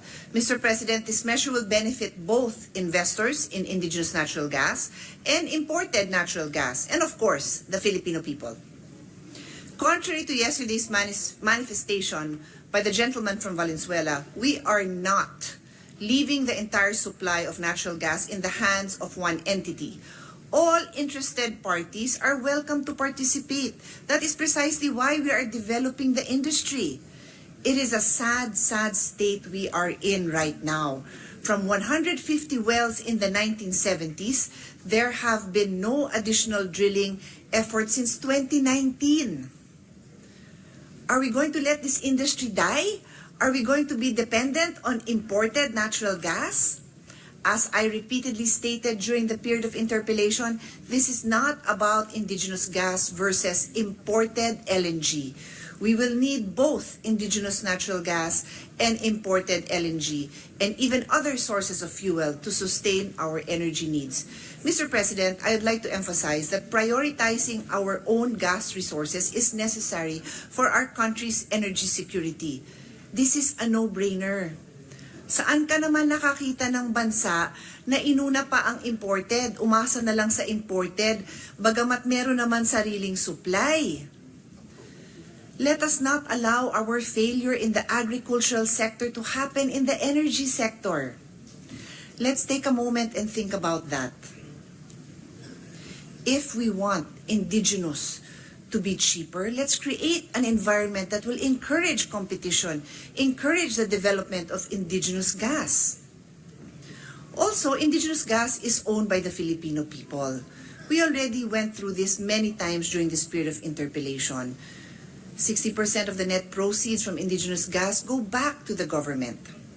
Simply put, it's Filipino gas for the Filipino people. We must support the growth of natural gas, which includes imported gas. This is what is provided for in the bill. On another note, natural gas will likewise serve as our transition fuel to renewable energy, which is part of the Philippine Energy Plan. Until new technologies for energy storage are available, we will need a more flexible and cleaner baseload as compared to coal. This is our transition fuel. This is our transition plan. We cannot rely on coal. We should not rely on coal. The DOE shall establish mechanisms for the optimal and full utilization of indigenous natural gas in the generation, transmission, distribution, and supply of power, subject to standards and limitation consistent with the state policy of ensuring energy security and consumer welfare. This is written in the bill, Mr. President. Let's take a stand. Prioritize indigenous, support indigenous, and buy indigenous. It ensures a continuous and stable energy supply in the country, even or despite unpredictable events occurring in the global market. With that, Mr. President, I am ready for the interpellation of our Deputy Minority Floor Leader. Thank you. Thank you, Senator Pia. Senator Risa, you have the floor. Salamat, Mr. President, and dear gentlewoman from Taguig and Pateros, I just hope that you will be able to pagbigyan nyo yung aking mga tanong sa bill natin ngayong araw. Yes, Mr. President, we are ready and we'll do our best to answer the questions of Her Honor. Thank you, good gentlewoman. My interpellation is in 3 parts, and at any point that the good gentlewoman would prefer that I suspend, I may do so, but I'll do it part by part in order. So, dun po sa unang bahagi, as we delve into these critical questions about the Philippines' energy future, it's imperative to emphasize that our approach to renewable energy must be unwavering and ambitious. While gas and LNG may serve as a transitional bridge, we must be vigilant to ensure they do not become a prolonged detour from our ultimate goal of a sustainable, renewable energy landscape. So, the following questions in the first part of my interpellation address crucial concerns such as the risk of stranded assets, potential regulatory capture, and the long-term costs to consumers. They also touch on the delicate balance between ensuring energy security and maintaining environmental integrity. Moreover, these inquiries aim to scrutinize our strategies to avoid overinvestment in LNG infrastructure that could hinder our competitiveness against countries transitioning more rapidly to cheaper renewable energy sources. So una po, how can the Department of Energy effectively balance the immediate need for energy security through LNG imports with the need to accelerate achievement of our environmental goals, Mr. President?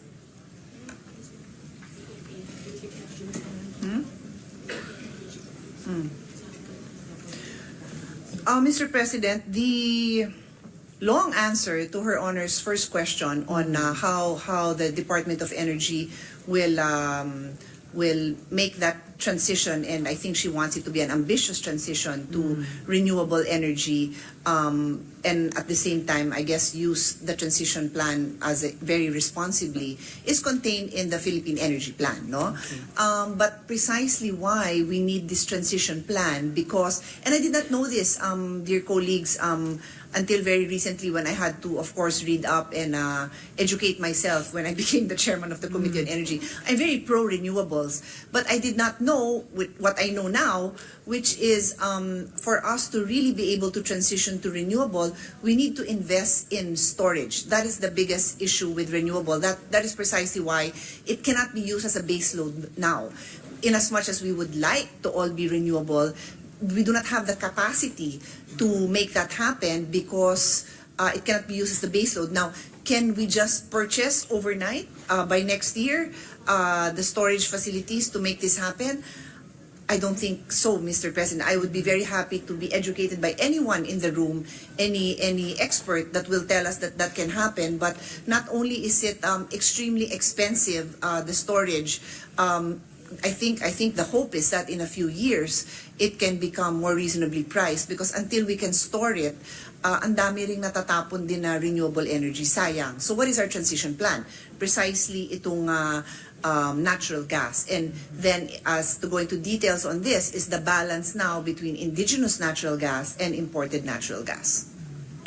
Thank you, Mr. President. Actually, my second question, after a follow-up question to this first one, will actually be also about that matter of storage. No, yung FSRUs ba, or floating storage and regasification units, or land-based LNG terminals. But a follow-up question first, or a couple of follow-up questions first to this first question. Can the good sponsor provide specific metrics and timelines for this phased approach? And how would they compare to countries successfully balancing LNG and renewables? Is that the national standard? 50% by 2040.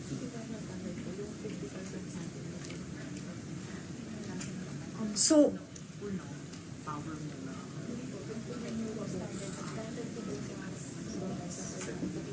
check the SDGs.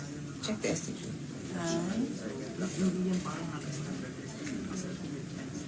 So, Mr. President, the Philippine Energy Plan provides for a shift to 50% renewables by 2040.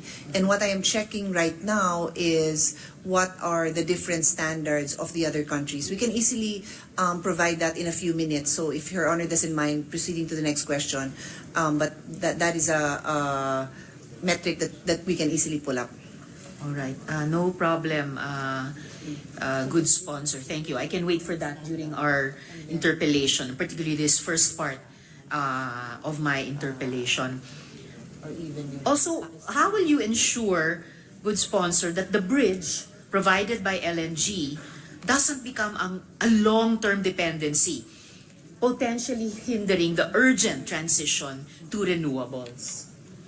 Well, that, Mr. President, I think is not very difficult to project because if the energy plan states a shift to 50% renewables in 2040, so that is around 15 years from now, then 50% will still not be renewable.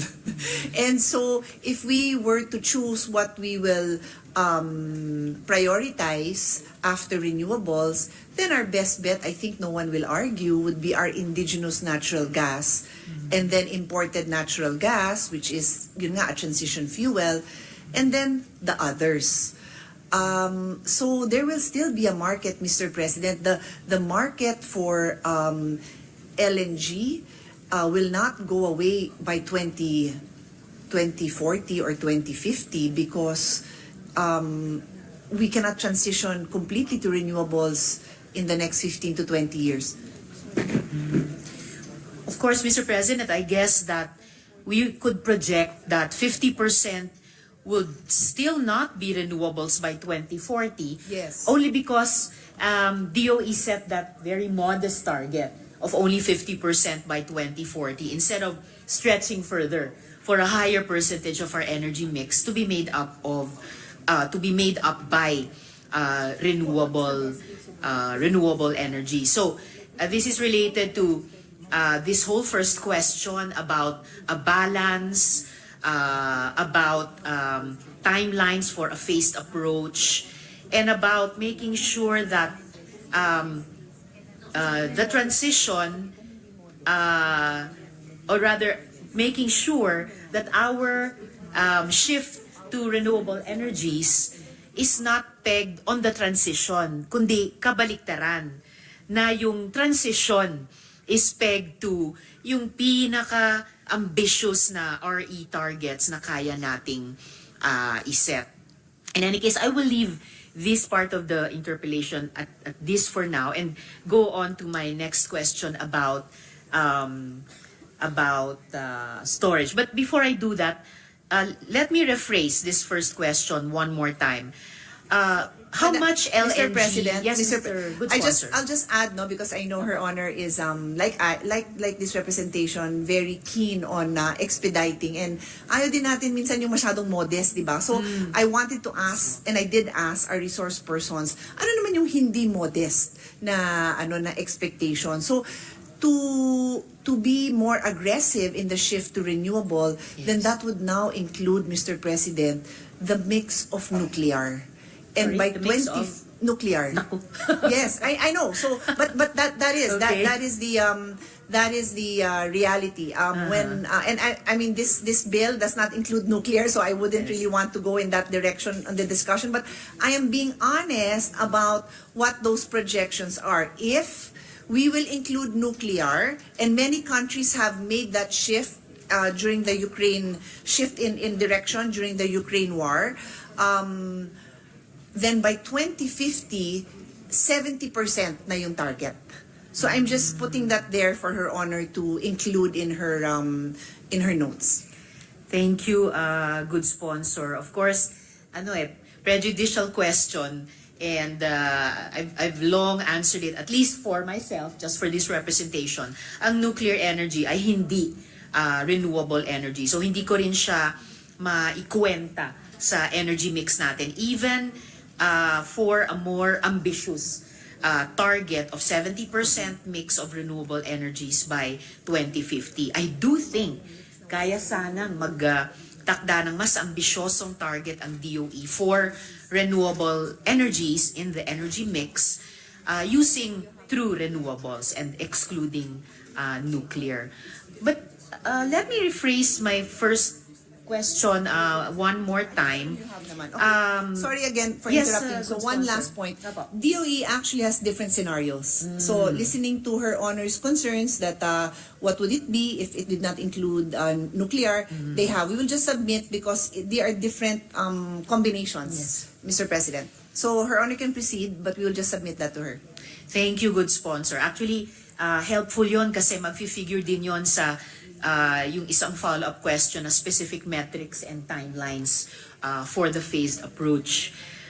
So I'll just rephrase my first question one more time. How much LNG does DOE envision in our energy mix by 2040? And would this bill enable us to reach the RE mix by 2040?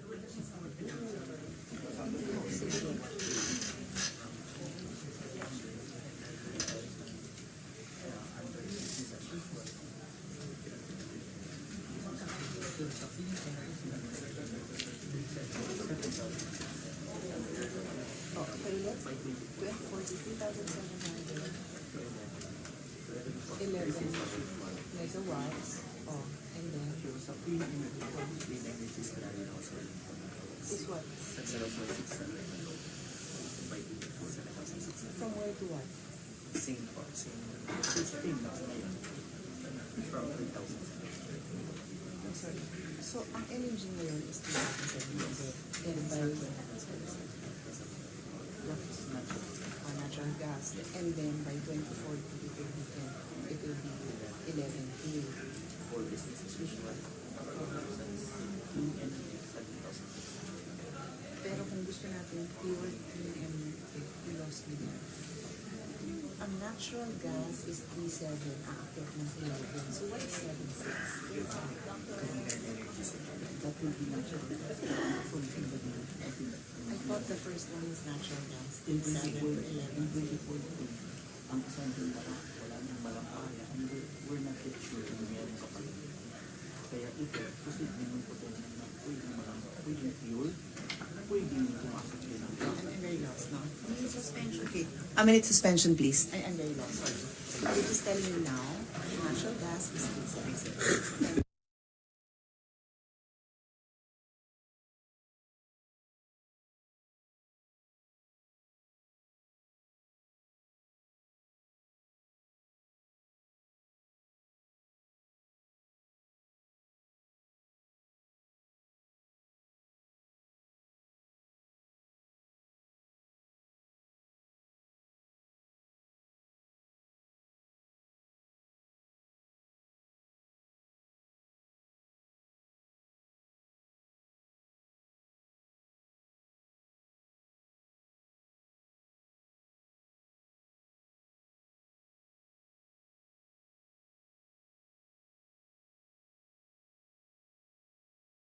Okay, so Mr. President, currently we are using 3,700 megawatts of natural gas, and this is projected to go up to 11,000 megawatts if we continue if we only have the same volume coming from renewable energy. But so the second scenario is if we increase our renewable energy, then in 2040, our nat gas will still go up from the current 3,700, but only to 7,600 megawatts, because the rest will be taken up by renewable energy. And that, I suppose, is the scenario that Her Honor and this representation would be happier with. Yes, good sponsor. It would be better, and I'm glad that the good sponsor and I share that sentiment about it, but we could make it even better.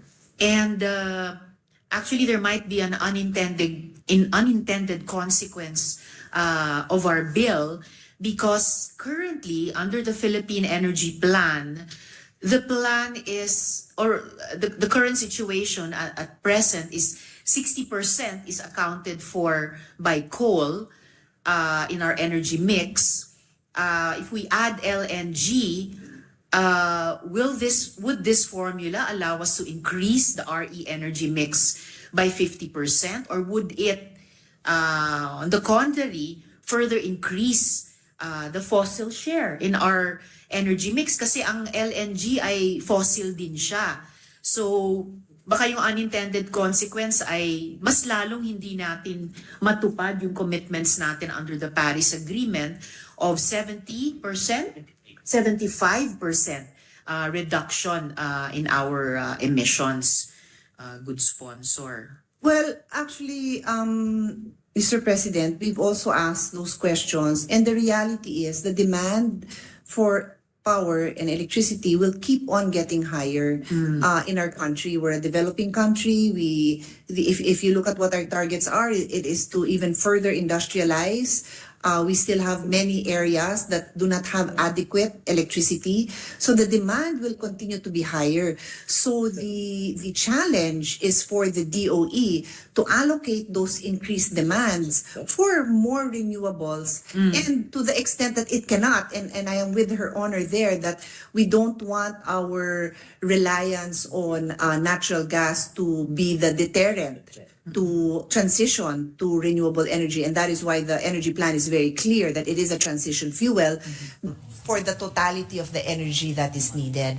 And I have put it on record, and again, I also am very willing to be educated, that one of the major the obstacles for a complete shift to renewable right away is really the storage. That is something, like I said, I only learned when I had to study this energy issues more closely. We do not have this, and it is also very expensive.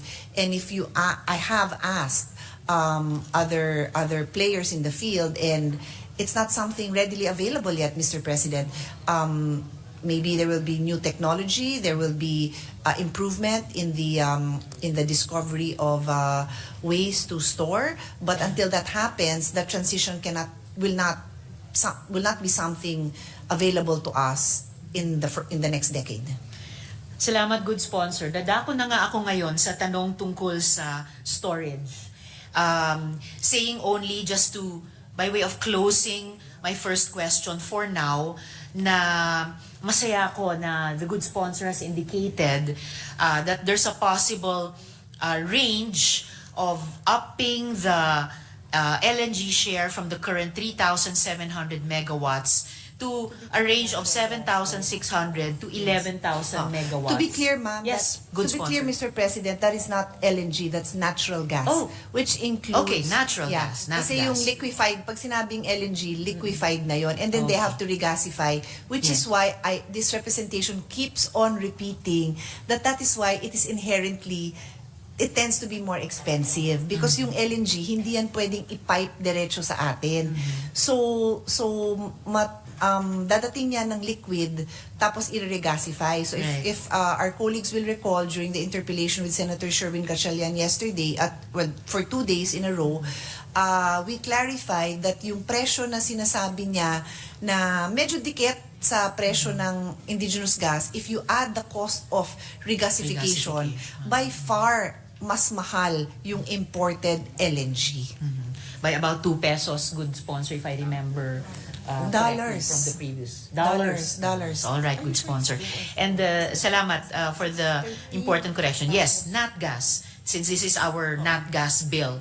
Still, gusto ko lang i-appreciate na pinoint out ng good sponsor that there's a range of possible Yes, target you are and correct with achievement. that. Opo. Yes, Mr. From President. 7.6 megawatts to 11K megawatts from the current 3,700 megawatts. At kung magiging purposeful talaga ang DOE at mas ambisyoso dun sa RE target sa energy mix natin, then pwedeng talagang mas i-push muna yung pag-up ng share ng RE sa energy mix so that we may not have to go on the high end of the 7,600 megawatts to 11,000 megawatts target for not gas, pero kumbaga maging first option ang renewable energies and tunay na pantawid lang, no, transition yung natural gas. So I'll leave that question here for now. Dako na ako dun sa tanong tungkol sa storage na sinabi nga ng good sponsor, napaka-importanteng pag-usapan in terms of investment.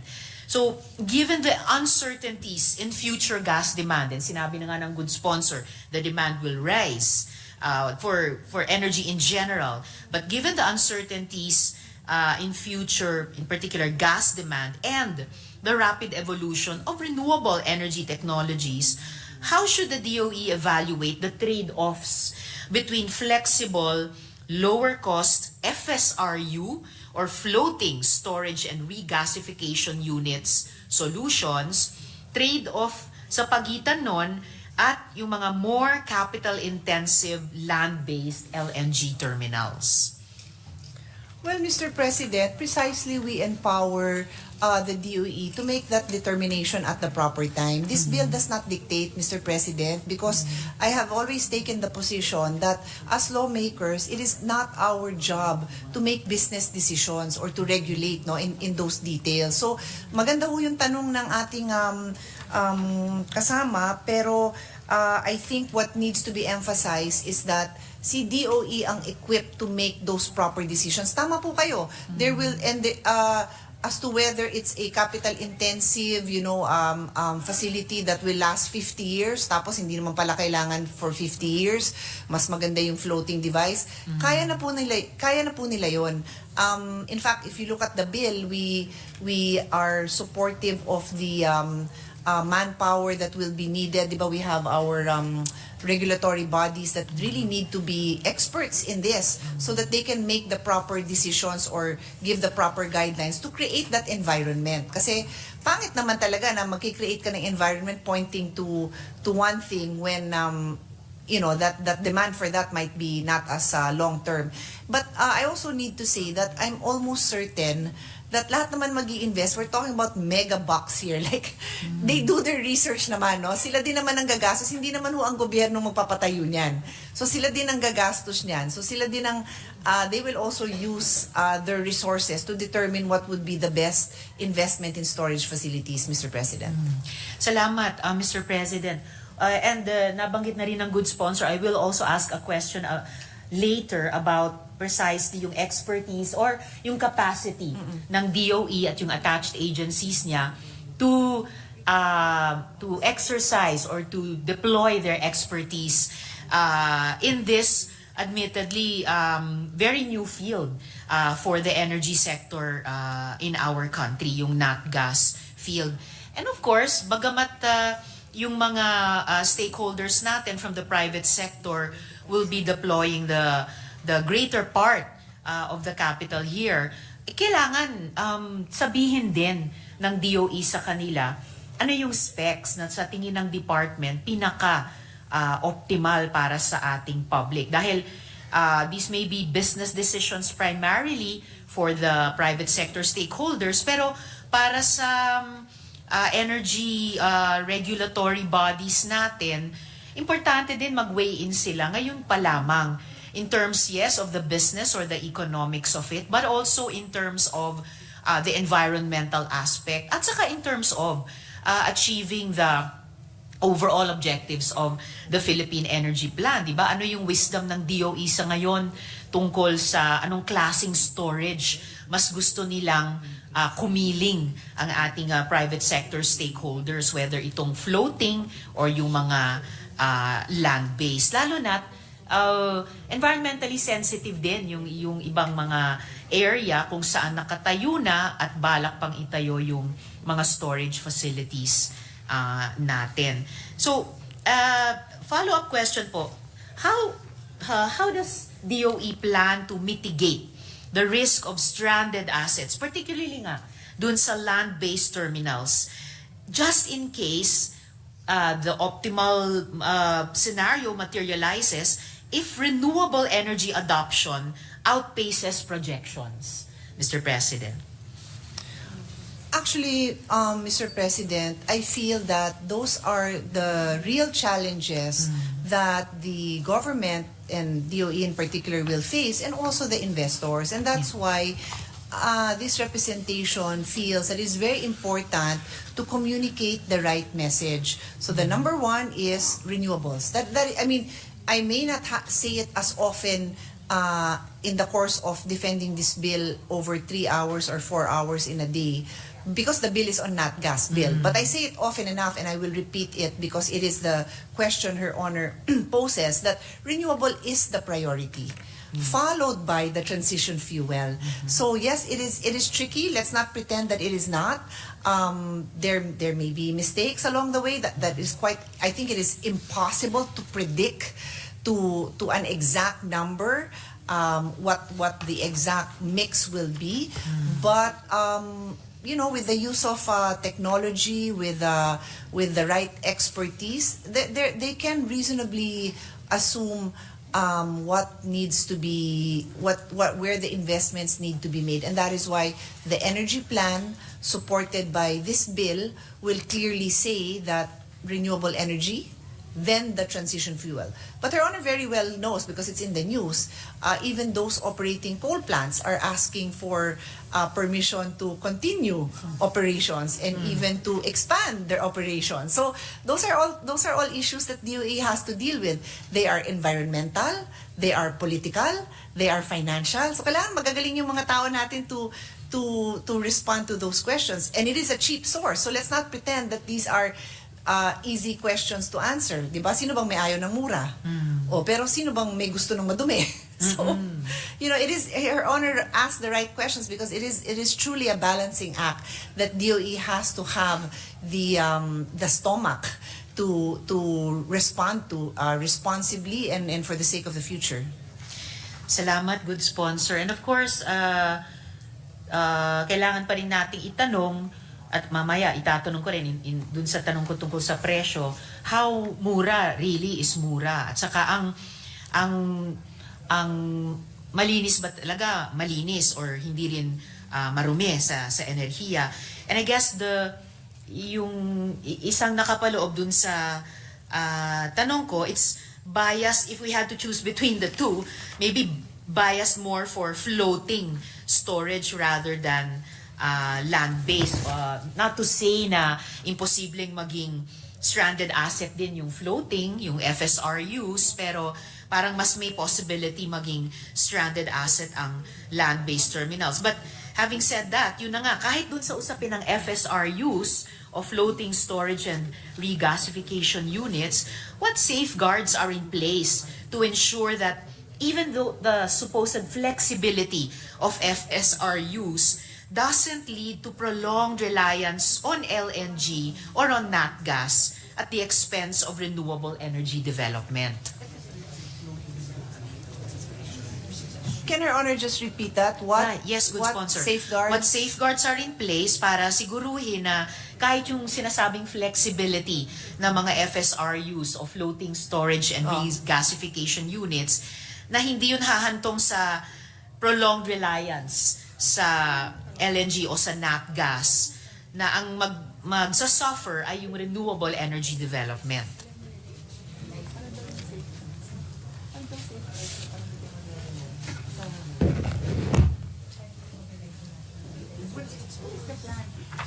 Actually, Mr. President, they just have to follow the plan. The renewable energy plan is their roadmap. So if they stick with it, they should not rely on this transition plan, no? So if they get and I understand where Her Honor is coming from, because the renewable energy advocates will always say that push for renewable, push. In fact, some don't even believe in a transition fuel. But like I said, I would be happy to be educated if how to make a transition plan that by next year renewable na kaagad. I would be happy to, because sino bang may ayaw? I'm an environmentalist. I used to run in the heart of Makati with all the construction going on, with all the tambuchos. Of course, I don't want to do that, but wala akong choice. Nagtatrabaho ko as a lowly associate in a law office, and that's the place I run. So I want cleaner energy. I want to run in a cleaner place. I want my children and grandchildren to live in a cleaner environment. But if the DOE sticks to the plan, then that is their guide. I cannot really assure Her Honor other than, and Her Honor has been witness to this. Pag hindi nasunod yung plan, di ba? And we have unraveled so many of those in the Senate. Doon sorry to put it this way, doon nagkaka-leche-leche. Kasi maganda naman yung plan, tapos hindi naman sinusunod. So, I think what we need here is to be very clear, and we'll be very happy to include stronger provisions on the importance of sticking to that energy plan, or even not being kampante about that energy plan and seeking to yung sinabi nung what Her Honor said na she's not so happy with these modest targets, diba? Let's be aggressive about it. And that's why, in that sense, maganda naman din yung facilities na may flexibility ng konti, kasi pag medyo yung demand for LNG is higher, pwede naman ma-expand itong facilities na to.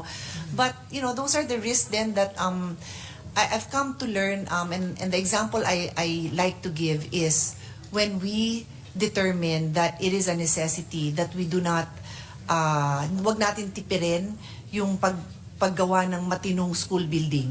On hindsight, pwede mong sabihin na, 10% lang naman pala ng school building yung nababagyo, yung tinatamaan ng earthquake. Hindi na kailangan yung heavy duty. But you can't make those mistakes, hindi ho ba? So in the same way with energy, they have to go full speed ahead and invest in the renewables, and also make the investments in the transition fuels as well, Mr. President. Salamat, good sponsor, sa pagbanggit nyo sa possibility ng stronger provisions at the proper time sa period of amendments. Susubukan ng representasyong itong mag-craft ng ganong klaseng stronger provisions. Safeguards nga po, dahil hindi ko pa sigurado kung kahit yung buong Philippine Energy Plan ay sapat na na-anticipate itong pag-usbong, no, ng parang a very compelling transition period led by natural gas.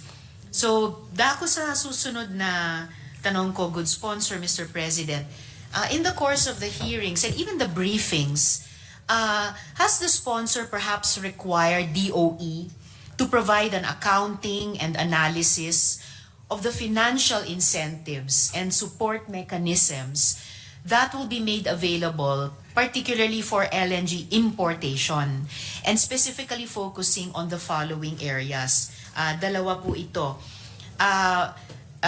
May accounting and analysis ba in the area of tax breaks and government liabilities? Was DOE able to detail the types of tax breaks, government contingent liabilities, if any, and any complementary government-funded infrastructure initiatives, and perhaps even guarantees of cost recovery for LNG importation, storage, and distribution facilities? No, but first of all, there's no incentive here for for building storage and papasok sa cheap.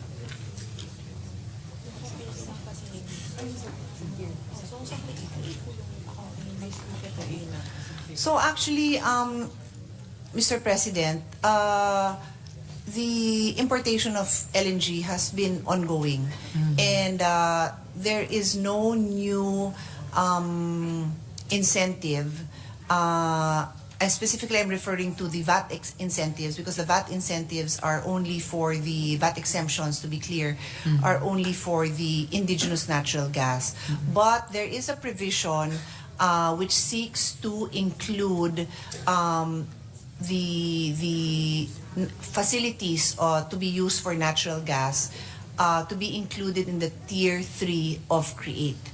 And that is based on our determination that energy security should be a prime concern in terms of achieving economic development. And if you look at the enumeration in Tier 3 of CREATE, the last item, letter V or 5, refers to activities that contribute to catch up of the economy. And what other factor is contributing to our catch up than a steady energy supply? If you look at the top 5 reasons why we do not have as many investors as our ASEAN neighbors have, electricity is always there.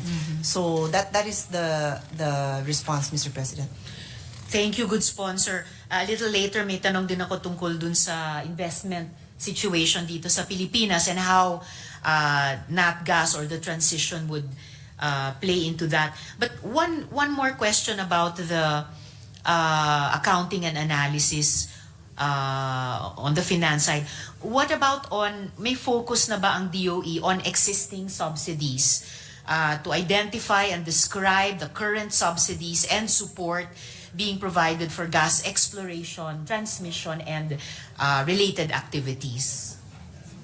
Well, sadly, Mr. President, wala nga tayong exploration so zero yan. So zero. Zero ang lumalabas sa atin.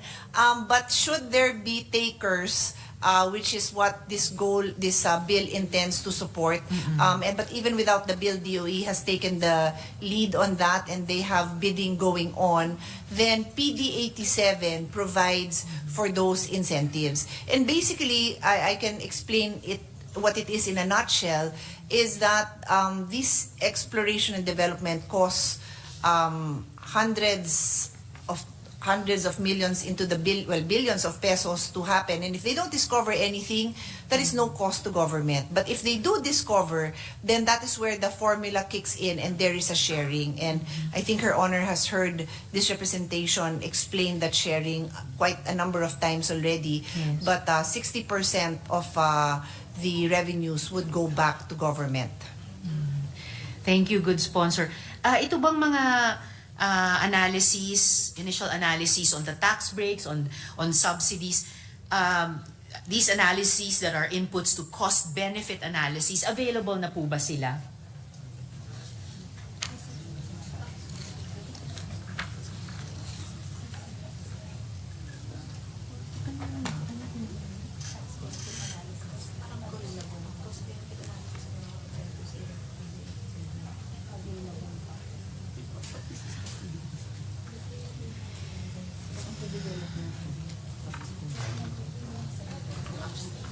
Just to be clear, Mr. President, we are not changing anything in this bill on the upstream side in terms of the incentives for exploration development. That is covered by PD 87 and we are not touching that. So the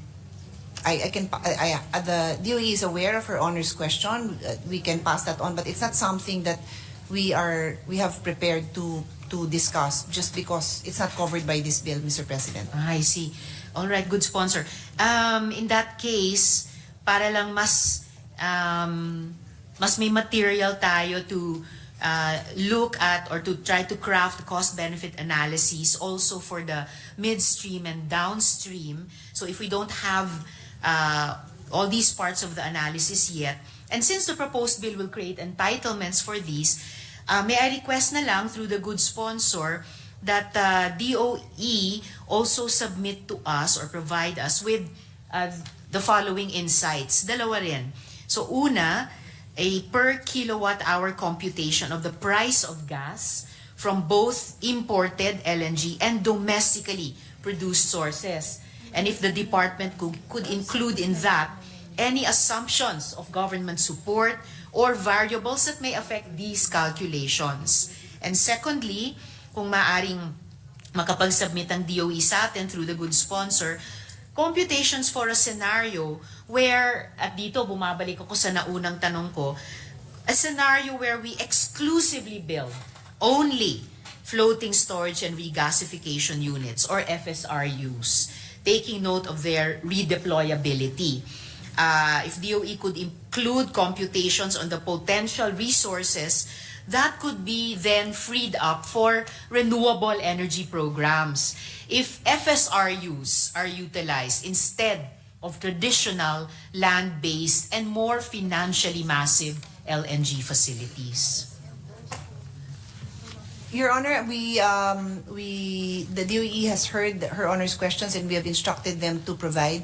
But we just like to put on record that the investments are coming from private individuals, private entities. So as long as the renewable energy plan if we stick to that renewable energy plan, then it is up to the investors to determine if they are investing in renewable energy, if they are investing in LNG. Some of them may be the same parties, some of them may be different parties. But the plan is there to help guide them in what kind of energy, where the bulk of the purchases will be. So for an investor to determine if they will do a floating device or a permanent structure, I do believe that is their freedom of that is where we do not interfere with the business decisions of these individuals. But of course, DOE can provide the timelines, like if they say na the demand might be very volatile.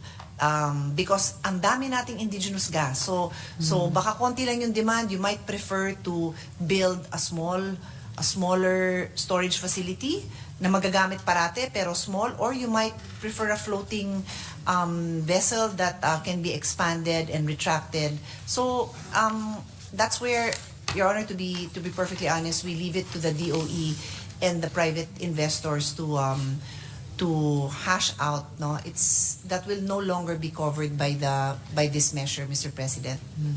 Perhaps this representation can just attempt in the period of amendments to push this idea a bit further, because of course government does not interfere with the individual business decisions of private investors. Pero dahil ang Philippine Energy Plan, yung kumbaga Biblia natin dito, even in discussing the bill, although all stakeholders could have participated, government led the formulation of the plan, and government could also recommend or guide improvements to the plan. Kanina pinag-usapan natin stronger provisions on on storage. So and government could, still within the context of the Philippine Energy Plan, visualize alternative scenarios and compute on those alternative scenarios. So lalo na kung bukod sa economic, there are also environmental and other considerations. So I'll just return to this at the proper time, good sponsor, in the period of amendments. So dako po ako sa susunod na tanong ko. Okay.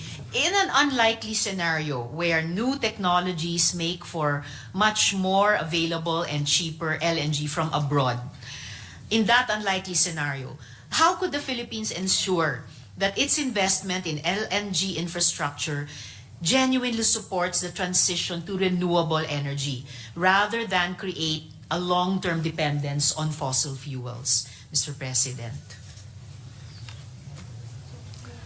Well, as this representation has explained during the previous interpellations, our demand for energy is so high. If we were a Nordic country, and I'm just making this up, no, but I always use that as an example, where you have 8 million people and they are fully able to supply all the energy needs, I think they would be more problematic about how to make those shifts. But we have brownouts happening all over the country. And even in the next 10 years, our indigenous gas will not be able to supply all the transition fuel that is needed. So I think that is not the biggest problem we will have. I think it would be a great problem if renewable energy storage technology improves rapidly so that market can really grow. And then indigenous gas, there are more wells that will be discovered. And we can build more storage facilities if Her Honor prefers that it's more conservative, DOE can listen, but that will at the end of the day also be based on the business judgment of the investors. When they see that the opportunities are there, they will make those decisions. But they already know that the goal is renewable. They know that already. And next, if we pass this bill, the second priority will be indigenous gas. But the discoveries will not happen immediately. In fact, after discovery, it takes, did I hear right, 6 years? 4 to 7 years after discovery. So, yung floating vessels na sinasabi ng ating kasamahan, siguro naman 6 na buwan, pwede nang makarating na yan dito. So they can use some of those, and then they can even rent that, I suppose, and return it, and then build a storage facility. So I think they can manage. Ang hina naman natin if we can't manage that. Thank you, good sponsor. And how will these phase-out timelines and renewable energy milestones be enforced? And what penalties will be in place for non-compliance?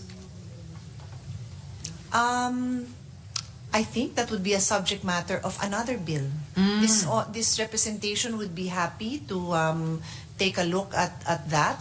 If Her Honor would like to file a resolution, I think that's a great idea to really see how these phase-out plans, because even now, I've seen very interesting shifts in the technology of solar panels. Like, parang mukha na lang siyang tint. Mukha na lang siyang tint na pwedeng idikit sa mga salamin.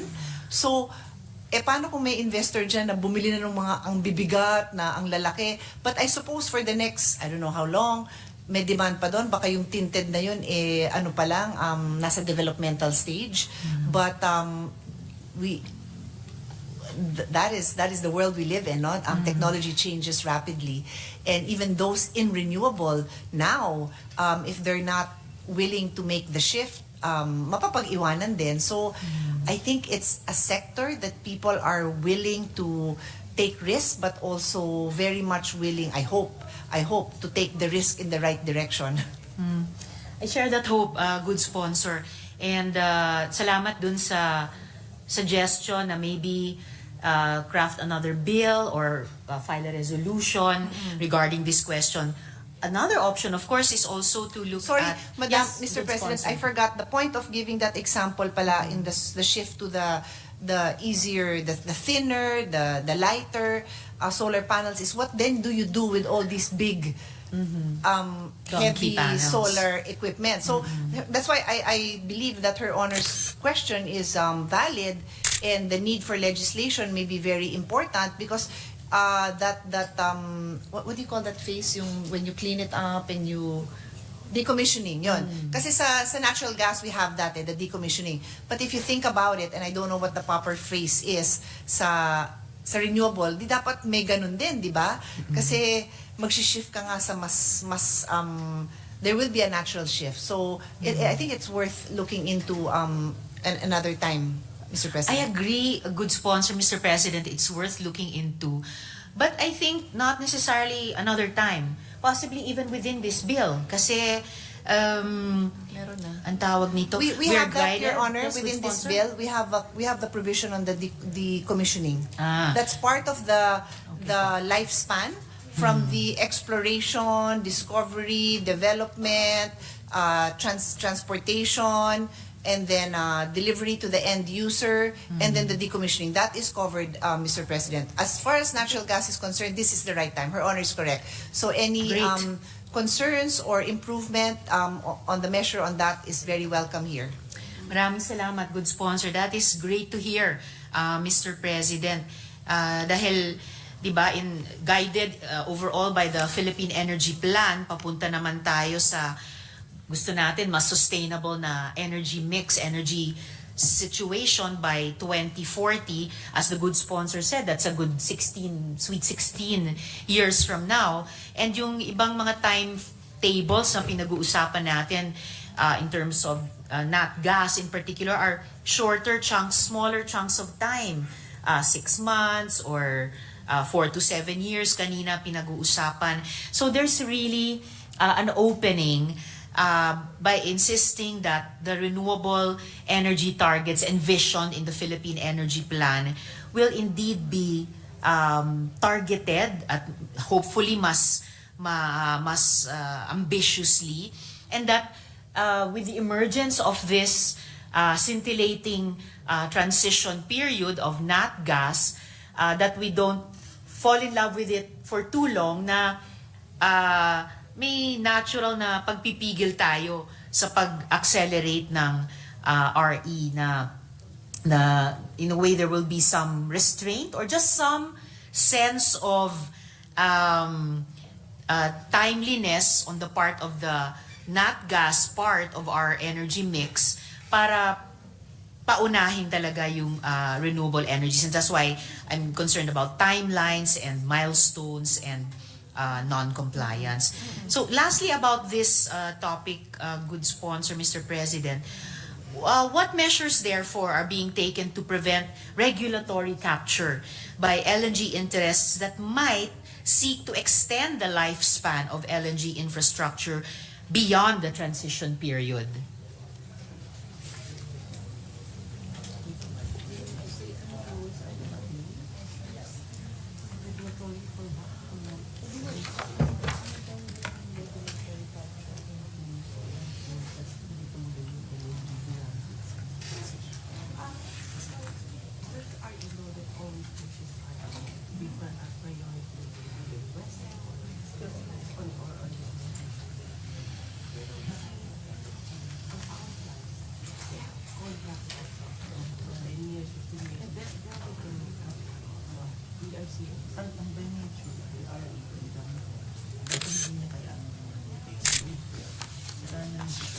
Hindi yun ang tanong niya. Ang tanong is, regulatory capture. So, Mr. President, what is very clear in our current laws and regulation now is that we are prioritizing renewable energy. So, to the extent that renewable energy can be pushed, it is being pushed. But let's recognize, and many laymen do not understand this principle, that you cannot, for now, we have not discovered a way to use renewable energy for our base load. So yung choices natin sa base load will not include does not include renewable energy, and that's where LNG comes in. Now, what is the regulatory capture? How do we ensure that hindi to tumagal beyond the timeline that we want to transition into renewable? I go back to the energy plan where there is a specific timeline, and they have the calculations as to how much LNG will go up, because it will still go up. As I said, we are far from producing, or not producing, supplying the energy that the whole country needs to support the economic development that we want. So it will go up, but it will go up slower dahil nga ika-capture na sana ni renewable yon. And then let's keep in mind that there are supply agreements that the ERC is required to approve, and they can also come in there. Obviously, if they know na wala nang demand for LNG, hindi na pwede, then they will not approve a long-term plan. Ganun lang yun. And I think that's what we're already seeing now with the coal. There is a demand because, as I said, there is a continuing need for energy. But I think DOE is trying, I'd like to think that they are trying not to be too dependent on coal. Despite the fact that talagang ang dami pang brownout. It's a tough decision. Yes, I agree, good sponsor. Thank you for that, Mr. President. And of course, mayaman na sa karanasan yung ERC in particular, and DOE of course, and the attached agencies. Yung pressures din, yung push and pull, even about what should be purely economic forces of supply and demand. Minsan, and this is bahagi ng maraming heartaches and heartbreaks natin about the implementation of the EPIRA, minsan kahit wala nang sasabihin ganyang kataas na demand for a certain energy, because there's a supply, somehow na in a way na distort yung sitwasyon, at either kulang yung pag-pushback ng ating energy regulators or out and out may mga reklamo ng regulatory capture. And since we know na naging karanasan natin yan from time to time in the past, syempre on the eve of the dawn of a new transition era of nat gas, gusto nating maiwasan yon. Hindi naman innocents ang ERC et al. They know about these realities sa landscape, and they should be the wisest how to prevent recurrence of this para rin manatiling tapat dun sa Philippine Energy Plan. So just to make that of record, good sponsor, Mr. President, sa susunod kong tanong, what steps is DOE taking to enhance its regulatory framework to effectively manage the energy transition, particularly in terms of balancing LNG development with the growth of renewable energy sources and ensuring grid stability, Mr. President? I'd like to think I've answered that question, Your Honor. Okay. Because the energy plan is the roadmap that is being followed.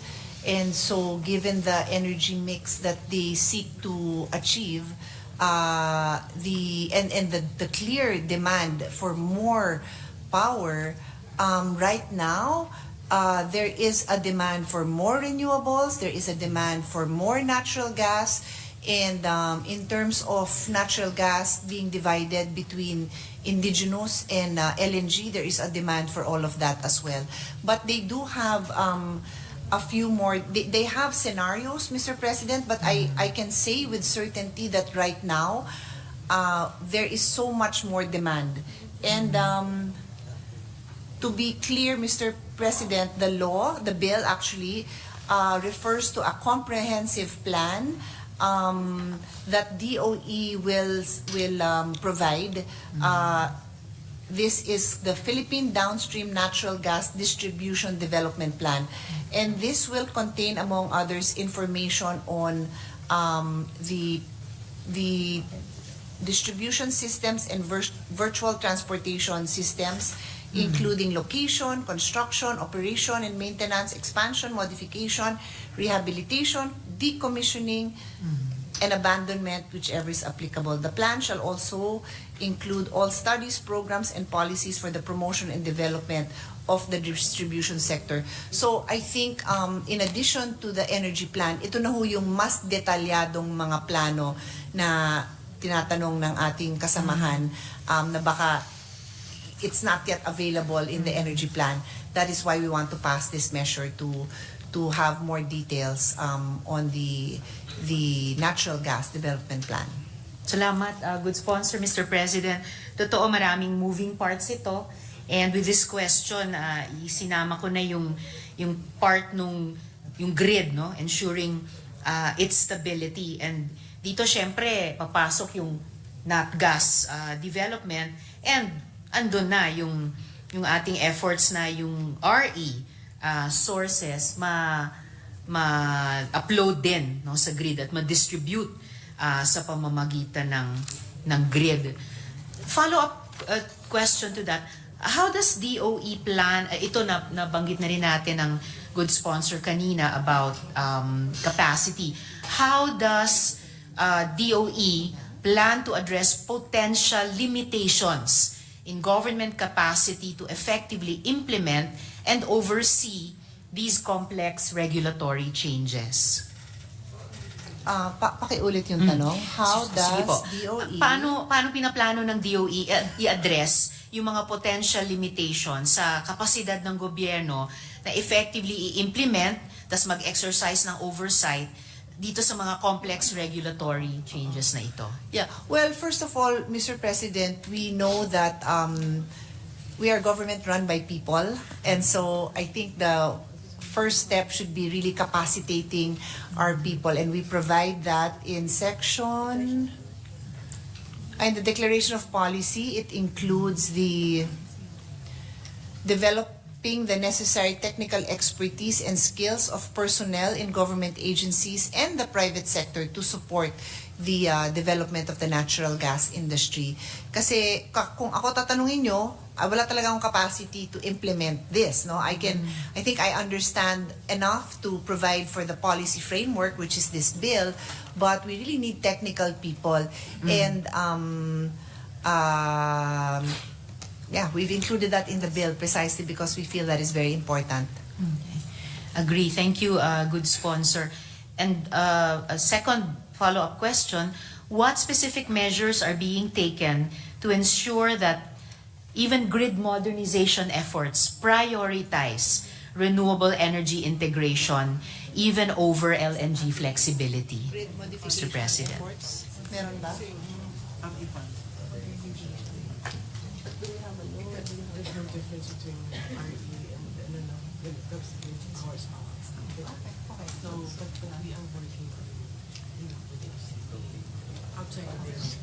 So, Mr. President, to be clear, there is no difference in the capacity of the grid to facilitate power that comes from renewable energy or others.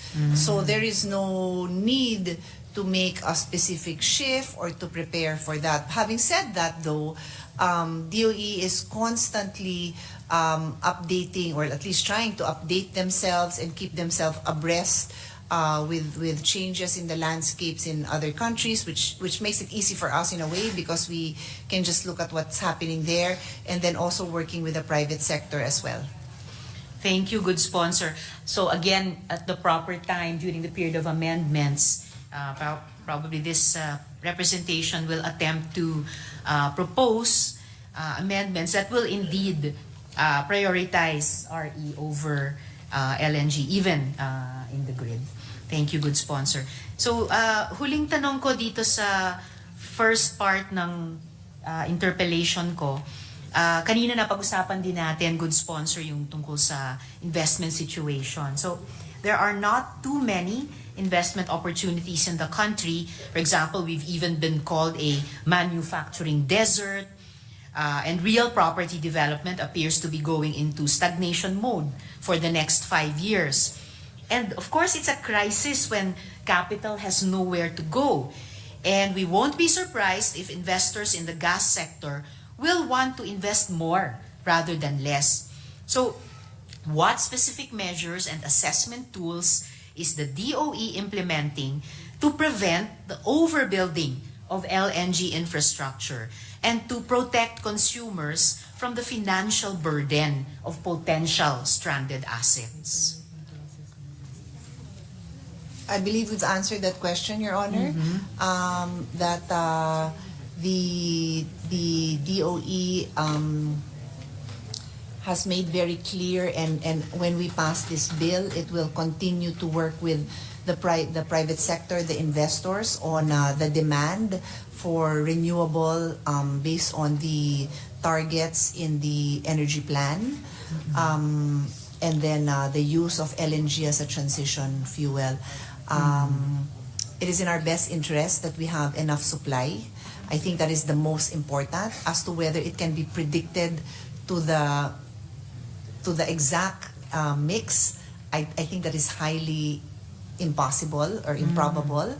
But that is the goal, Mr. President, that there is enough supply. Ang hirap kasi yung sabihin pag kinulang, so paano, papasok yung coal, pareho ho tayong, Mr. President, pareho tayo ng kasamahan natin na hindi masyadong masaya kung coal ang dadagdag. So syempre magpupush talaga tayo dun sa transition fuel hanggat hindi pa kakayanin ng renewable. So DOE has those guidelines in place, and I think the most that they can do is to really stay on top of the be always analyzing the data. And I mean, if things go well for us and there is a boom in our economy, as that is the objective of Create More, which we just passed, the objective of so many bills, even in education, so that we have a vibrant employment sector. And then the demand for energy will continue to increase as predicted, and hopefully we stick to the plan and don't allow ourselves to be derailed by the availability of both natural gas and other sources because we do want to make the shift to renewables. Yes, thank you, good sponsor. I guess this representation will continue to think on how to craft proposed amendments regarding this issue, because kung like with any infrastructure, I suppose, halimbawa sa mga syudad natin or even just in our homes, kapag alam natin na meron tayong transition period, we would tend to build yung sakto lang or even minimalistically, dahil ayaw natin na kapag lampas na tayo sa transition period and papasok na tayo sa long term, in this case, a bigger renewable energy share sa energy mix, na burden tayo sa mga hard infra of the transition period, na kapag naging stranded assets ito, ay baka patuloy pang pagkakagastusan ng consumer. So bringing us farther away from rather than nearer to least cost at yun na nga, mas murang kuryente para sa ating mga kababayan. Follow-up question here, how will any assessment tools account for the rapidly declining costs of renewable energy and storage technologies, which could in turn accelerate the obsolescence of LNG infrastructure? The question is, how would assessment tools, what is that? What Paano follows? ikikwenta nitong assessment tools yung magmumura na yung RE and storage technologies, at dahil nagmumura ito, baka pabilisin niya na maging laos na yung LNG infrastructure. How will the assessment tools account for this? I think, Mr. President, like I am not I cannot even consider myself yet an energy expert, but it's very clear to me that the shift will be to renewable, and we are waiting, and we know that there will, as we've seen in everything, there are those moments where suddenly there's new technology that is cheaper. We do expect that to happen, but the demand, as I have kept on repeating, for power is so high in this country that the need for LNG to support renewable will be there for quite a while. And even in 2040, which is when we have that plan to be 50% renewable, there will be still 50%, Mr. President. So, medyo malayo hong mangyari yung situation na ang biggest problem natin is mag-over-invest siguro. But it is good that Her Honor points that out, so DOE is aware. But right now, hindi ho tayo pinipilahan. Wala ho tayong exploration. We are even only in the bidding phase, so it is a concern that should still be there in our radar, but it is far from our major concerns. Okay. Fair enough, good sponsor.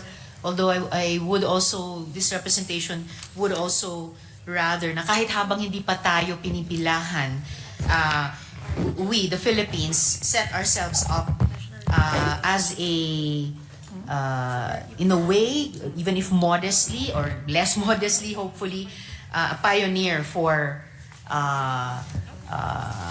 RE after a quick transition period.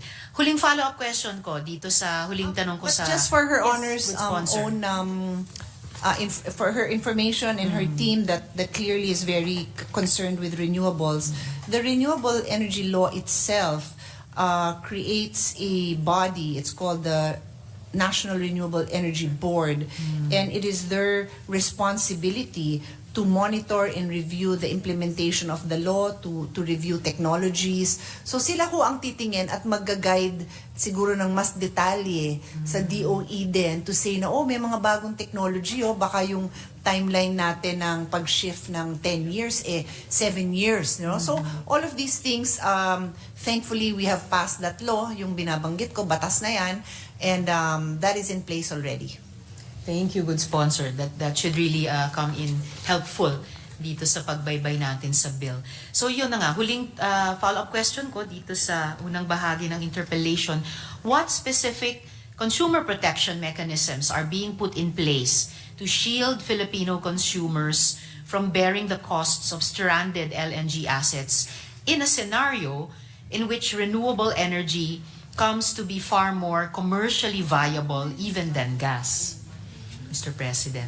I think I've answered that. Okay. If with all due respect, I think it boils down to the same question that Her Honor has been asking the last 2 or 3 questions. Well, I guess beyond the actions of the National Renewable Energy Board, ito namang huling tanong in this part ay yung consumer representation and participation.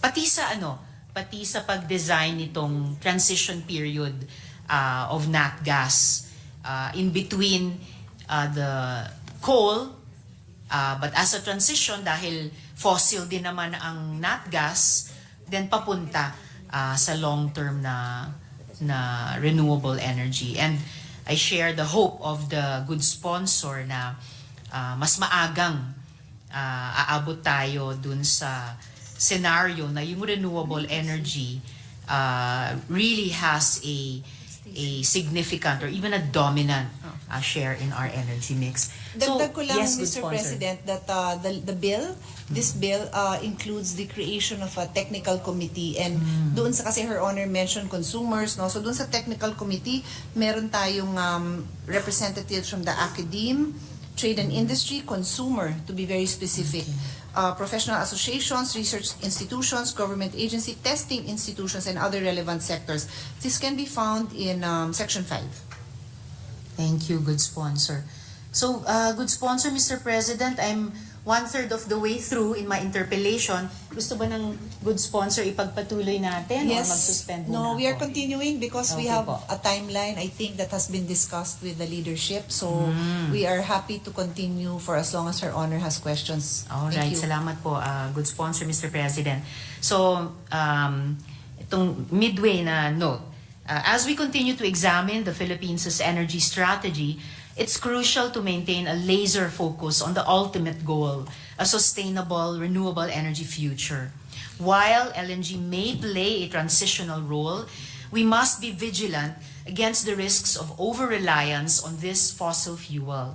So the following questions delve deeper into the technical, economic, and regulatory challenges of integrating LNG into our energy mix while prioritizing renewable energy development. So these inquiries address critical concerns such as the potential still for stranded assets, the need for flexible infrastructure, and the importance of robust environmental safeguards. They also explore the delicate balance between short-term energy security and sustainability goals, always with an eye towards maintaining the Philippines' competitiveness in a rapidly evolving global energy landscape. So, getting a bit more, but not too technical naman, Mr. President, good sponsor, how is DOE planning to incorporate the potentials of hydrogen and ammonia into its long-term energy strategy? And what legislative measures are being considered to facilitate the development and integration of these technologies in the Philippines? I understand that the regulations for gas in Australia, for example, include provisions for regulations and support systems for hydrogen, for which ammonia is a pathway fuel for hydrogen deployment in retrofitted gas plants. So ito parang post nat gas era na nila, Mr. President. Mr. President, I quickly conferred with DOE, and they're familiar with this, but with all due respect, it's no longer covered by the scope of this bill. So if Her Honor won't mind, either she can directly relate it to this bill, because we're here to answer, but this in particular about their plans, like if Her Honor asks about nuclear, I'll also say the same thing. It's not the scope of this bill if we talk about, but to the extent that we talk about the energy mix, then of course I will just give my answer about the Philippine Energy Plan.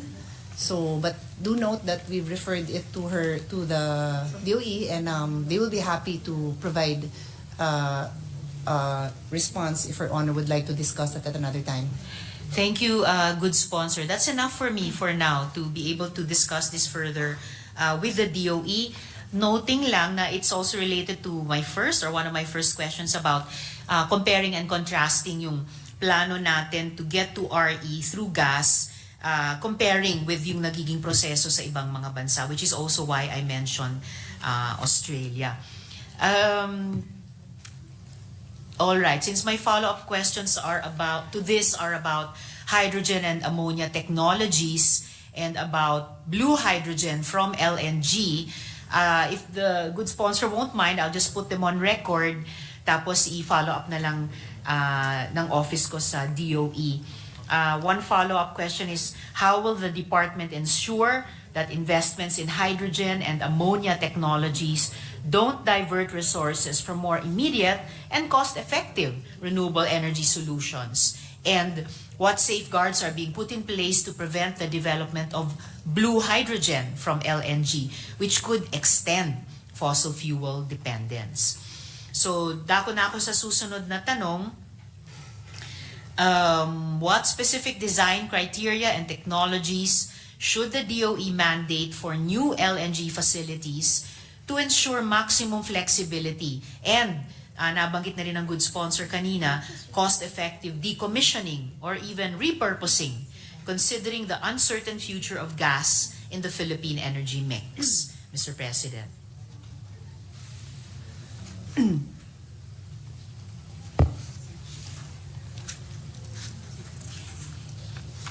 Can you repeat the first part of the question? Because Certainly. I was noting the last part, you mentioned the decommissioning, but the first Yes. part? Certainly, good sponsor. So, anong specific design criteria at saka technologies ang dapat i-mandate ng department para sa bagong LNG facilities para siguruhin yung maximum flexibility nila? So, Mr. President, I will refer Her Honor to the bill and the declaration of policy, Okay. which states that it is the policy of the state to provide a conducive industry environment for the promotion and development of the PDNGI, which is the natural gas industry, through the issuance of regulatory policies, the localized codes and standards for products, facilities, and its operations based on the Philippine national standards and plans and programs. So, it is clear that that is the responsibility of DOE, no? And I don't have the details that will not be contained here in this measure. But Section 18 also refers to the compliance with standards. The DOE shall ensure that permit holders and participants, products, facilities, services, and systems comply with the standards set by relevant government agencies in terms of quality, design, efficiency, safety, structural integrity, and operation and maintenance. Regulation shall be consistent with applicable Philippine and internationally accepted natural gas industry standards. So, hindi naman ho tayo papayag na yung ipapatayo dito substandard o di kaya turn of the century 2000, di ba? Dapat yung bago. So that is what we can assure Her Honor, and we've provided very clearly in the bill that these are the standards that we will follow, international standards, Mr. President. Thank you, good sponsor. Pwedeng-pwede nga, dun sa Section 18, pumasok pa yung mga aspeto ng design criteria at saka technologies. And following on one of my earlier questions, baka dito rin sa section on compliance with standards, pwedeng pumasok yung kung mas magiging proactive pa ang DOE sa anong klaseng, ano yung forma nung transition period ang mas gusto nila, including in terms of storage, for example, ay yun na nga, baka mas pwedeng ma-push ng DOE yung mas sa halip na land-based, mas floating, at least or a mix of FSRUs and land-based storage facilities, leaning more towards the floating facilities. Na ayon sa literature, mas madaling i-decommission at mas madali ring i-repurpose. Halimbawa, dun sa nabanggit kong ilang mga bansa pa which are using nat gas as a transition pero towards fuller RE future.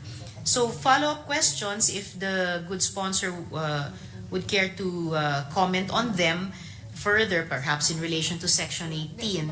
How will these design criteria impact the overall cost of LNG infrastructure, and what measures are in place to prevent these costs from being passed on to consumers, Mr. President?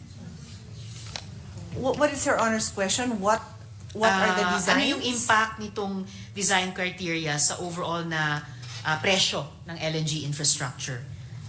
At paano mapigilan ma-pass on yung cost na yon sa consumers? Well, our law provides for reasonable cost only, Mr. President. So, syempre, kung magdi-design naman sila ng facility na sobra-sobra naman sa pangangailangan, hindi na yun reasonable cost. Hindi na nila pwedeng i-recover. I think that standard is clearly set in our law, in the bill that will be the not just guide, but that is the standard that we are setting. Salamat, good sponsor. And what specific repurposing options are being considered for LNG infrastructure? And how feasible are they in supporting a renewable energy future? Kung meron ng repurposing options. Repurposing po saan? From what to what? Ano yung... Repurposing ng LNG infrastructure. I know, repurposing from what to what? LNG to something else? Yes. Kung tapos na yung transition through LNG and papunta na talaga dun sa fuller RE future, meron na bang repurposing options na kino-consider sa LNG infra?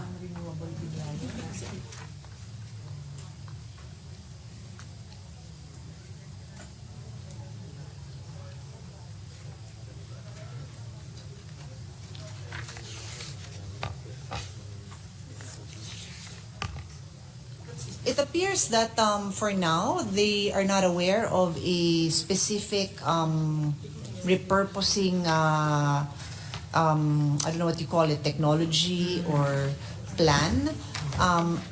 But I'm guessing, like anything else in life, something will appear. There might be something, but as of now, wala pa silang na-encounter. I've asked them to also check if there's such a thing in other countries. Like if Her Honor recalls, I had mentioned that there's a shift to nuclear from natural gas in other countries after they saw what happened in Ukraine and then nagtaasan yung presyo. So pwede ho tayong magtanong doon kung yung kanilang LNG facilities napalitan nila to nuclear. I don't know. I'm not an expert. I do know that nuclear is very, very specific. So baka LNG to nuclear hindi mangyayari.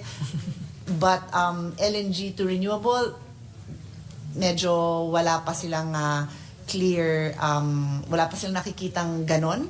But Her Honor's questions are noted, and they will also check if there are examples of that in other countries. Thank you very much for that, good sponsor. And I think it's only fair nga that DOE will begin to look into that kung hindi pa nila nagagawa. Dahil nga, sinasabi nila, transition para sa atin ang nat gas and papunta pa rin sa RE. So, parang thinking forward, I mean, the good sponsor is the chair of the Futures Thinking Committee, or still is, right? No longer. Was. But Her Apo. Honor, I thank you for mentioning because I continue to be a strong supporter of futures thinking, and all of Her Honor's questions should be taken into account by our agencies, because these are valid concerns that will have to be faced in the future. Salamat, good sponsor. So I appreciate the pioneering work that the good sponsor had done in that committee, and napaalalahanan ako nun dito sa pangangailangan sana na since nat gas is proposed as a transition papunta sa RE future, na pati yung mga hardware, yung mga infra natin ay pag-isipan na natin kung papaano yun na nga i-repurpose o i-redesign para di siya sayang, di siya maging white elephant lamang, at lalo na kung pagbabayarin pa ng ating mga consumers ay dahil patuloy pa rin namang pinakikinabangan even in that RE future. So, sa susunod kong tanong, how is DOE planning to integrate the growth of intermittent renewable energy sources? So, nabanggit din ng good sponsor kanina. But how integrate the growth of these intermittent RE sources with LNG-powered generation to ensure grid stability? And what role does DOE envision for energy storage technologies in this integration, Mr. President? That's currently being done already. We all know, well, no, we don't all know, but those in the industry know that RE is intermittent.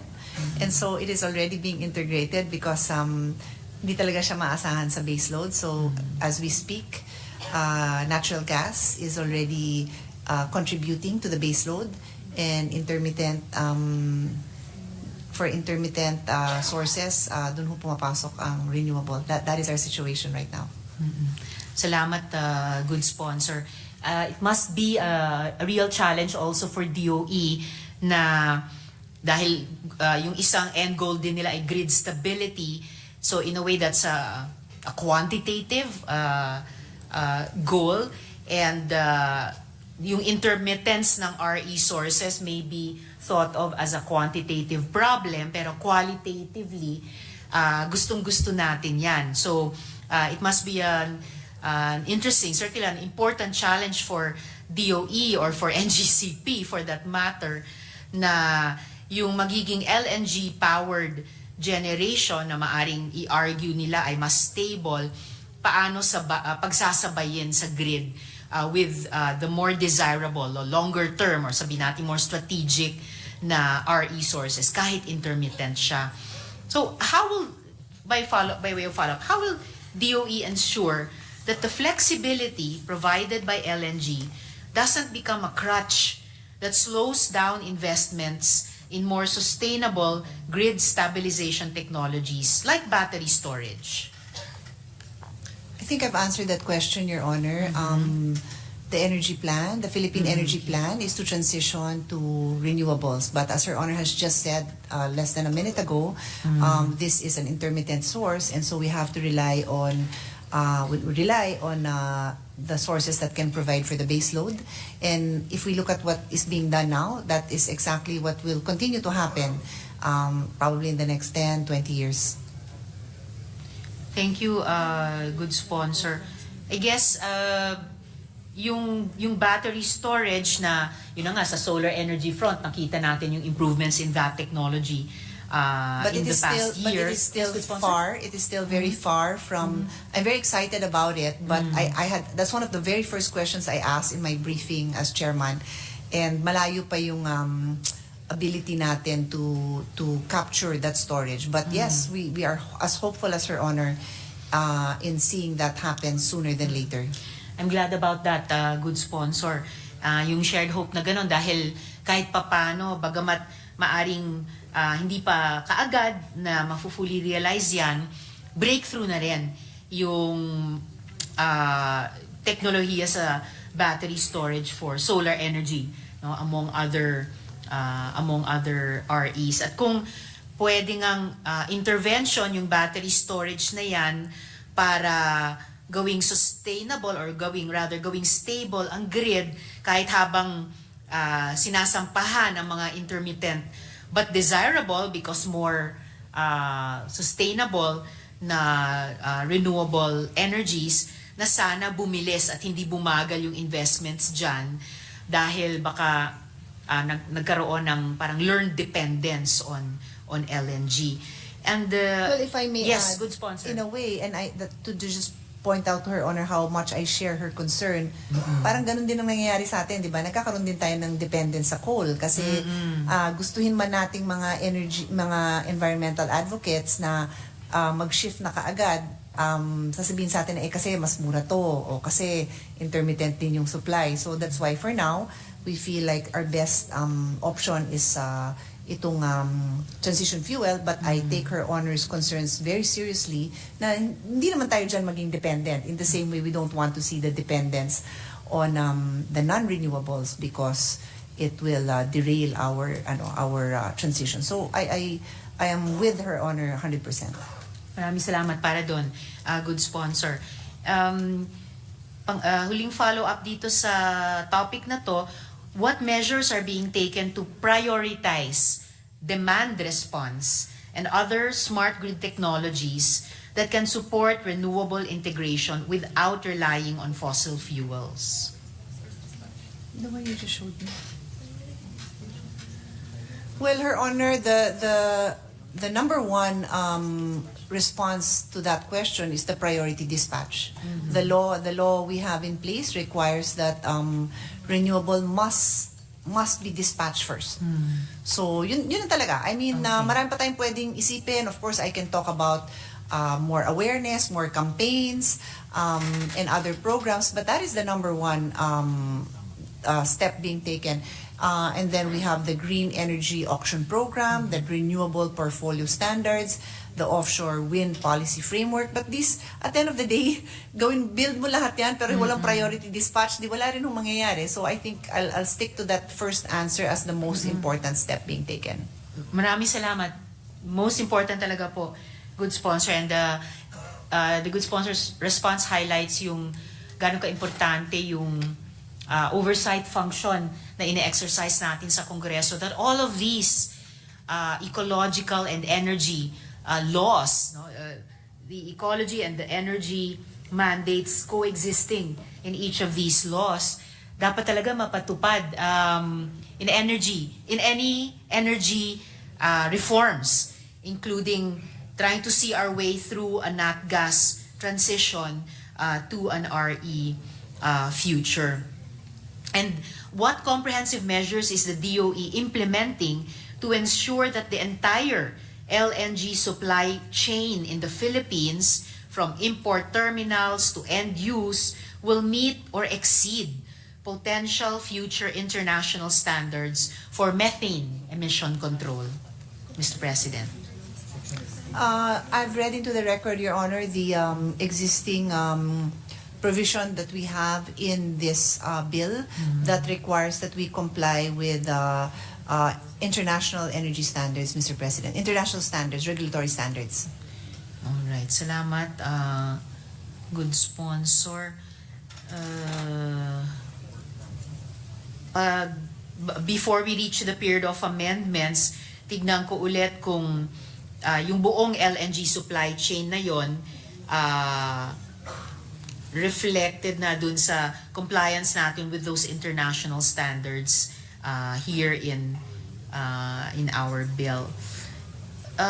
Susunod na tanong ko po. I'll just clarify yes, if Her Honor doesn't mind, no? Yes. Her Honor often refers to LNG, but let's be clear that Just we are nat also gas. going to regulate All natural gas. So that when I affirm what Her Honor is saying, that also it means that we are using the same high standards, whether it's natural gas, imported gas, or indigenous. Thank you, good sponsor. But Mr. President, the good sponsor will kindly forgive this representation if maya't maya I shift between talking with her about nat gas and LNG kasi alam naman natin na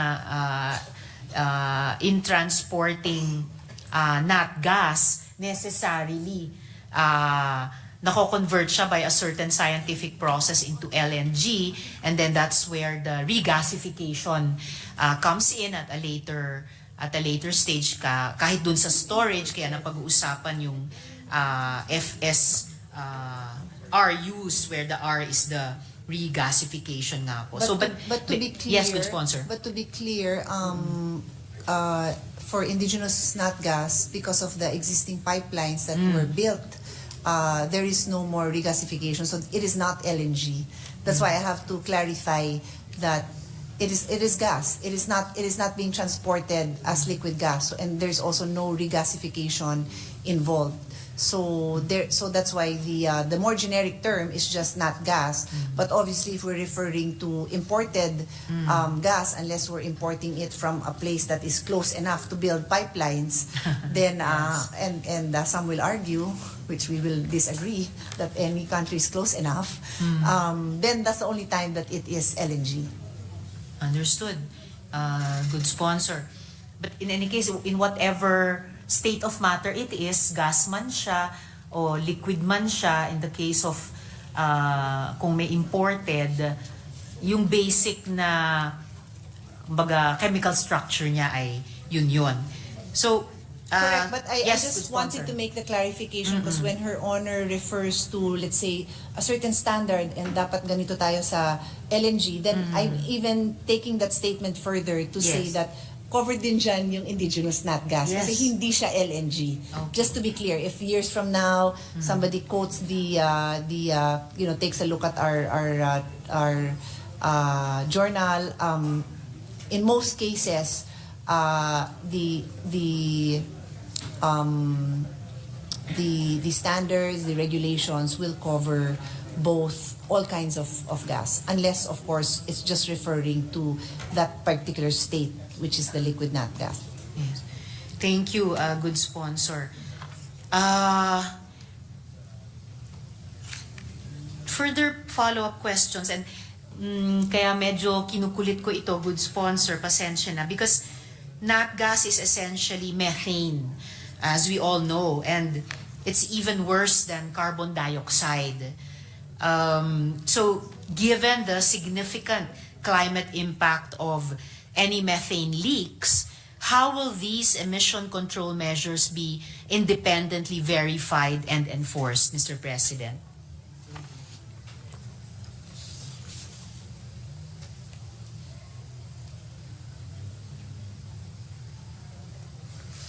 This is where our provision that we've spread into the record comes in, because the DOE is guided by international standards, and all of the investors, all of the bidders will have to comply with those international standards. If they are followed, then the chances of leakages is extremely low. So for so long as the methane emissions are well managed, it is really not problematic and does not contribute to global warming. But again, the devil is in the details, so those high standards must be maintained. And it is truly our hope that we only deal with these companies, these investors that have high track records, but those are part of the requirements of DOE. And I welcome Her Honor's earlier suggestion that we exercise our oversight committee, oversight function, to ensure that these high standards that we expect to be honored are put in place. And then to add also, Mr. President, we are creating in this bill an interagency health, safety, security, and environment inspection and monitoring team. And this is composed of co-chaired by DOE and the DNR, and then its member government agencies are the Maritime Industry Authority, the Philippine Coast Guard, the Department of Labor and Employment, Bureau of Fire Protection, Department of Health, and other relevant government agencies. Thank you, good sponsor. So yung mga bodies na i-create din nung bill natin will really be very important also nga in terms of these emission control measures, kasi any methane leaks would contribute further to global warming kung yung mga baka nga di ba sa agrikultura, sa animal husbandry sinasabing nakakadagdag sa overall methane in our atmosphere, ano pa kaya ang higit na high-tech na industriya tulad ng nat gas sa ating energy sector? And how do these methane control measures factor into the overall cost-benefit analysis of nat gas versus RE sources, Mr. President?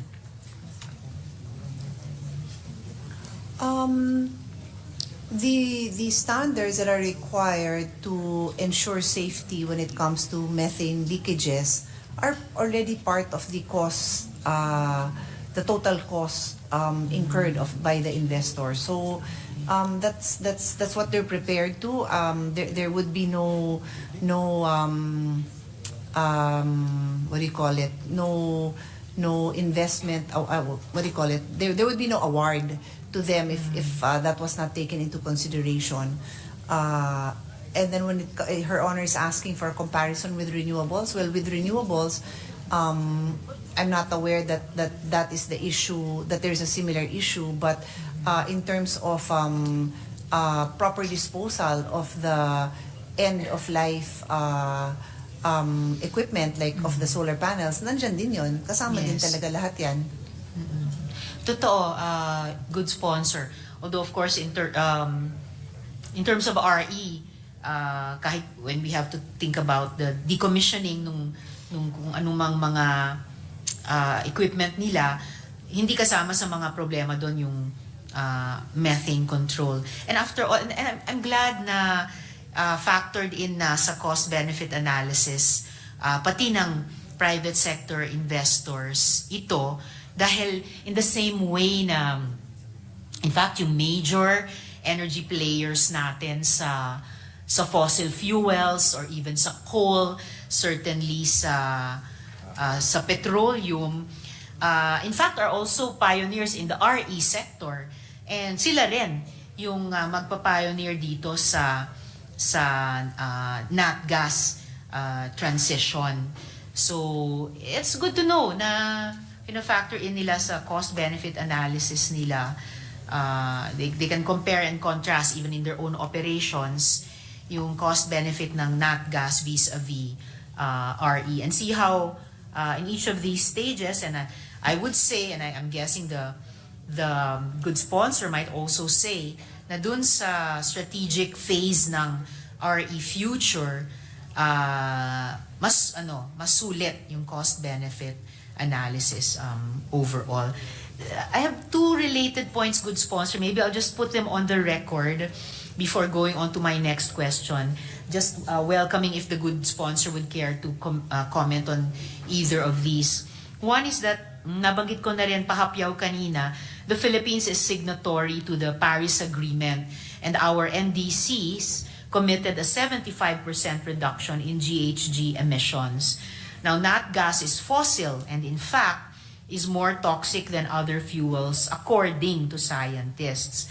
So do we therefore, through this proposed new law, declare that nat gas or LNG for that matter is really the safer and cleaner type of fossil fuel? And will the Senate agree to become party to the institutionalization or harmonization of these contested claims? And my second last point on this topic, inviting any comments from the good sponsor, relatedly, ang PDNGI ba ay magdadala sa atin papalapit or lalo lang tayong mapapalayo sa ating reduction target? Totoo ba, Department of Energy, na aabot sa 35 nat gas or LNG plants ang planong itayo sa iba't ibang panig ng bansa? Saan-saan ang mga ito? At maaari bang malaman kung alin ang nat gas o LNG terminal lamang at alin naman ang gas-fired power plant, Mr. President? If the good sponsor or DOE through our good sponsor would care to comment on these last 2 points. I'll just make a comment, Mr. President, on something I've put on record before, no? But Yes. this is basically coming from the United Nations Environmental Program. Natural gas is a cleaner fuel in the sense that burning it produces fewer conventional air pollutants like sulfur dioxide and particulates from burning coal or oil. So that is coming from the UN Environment Program. As to Her Honor's other questions on Locations for of the DOE, plants, good sponsor. Opo. we'll just ask DOE to submit.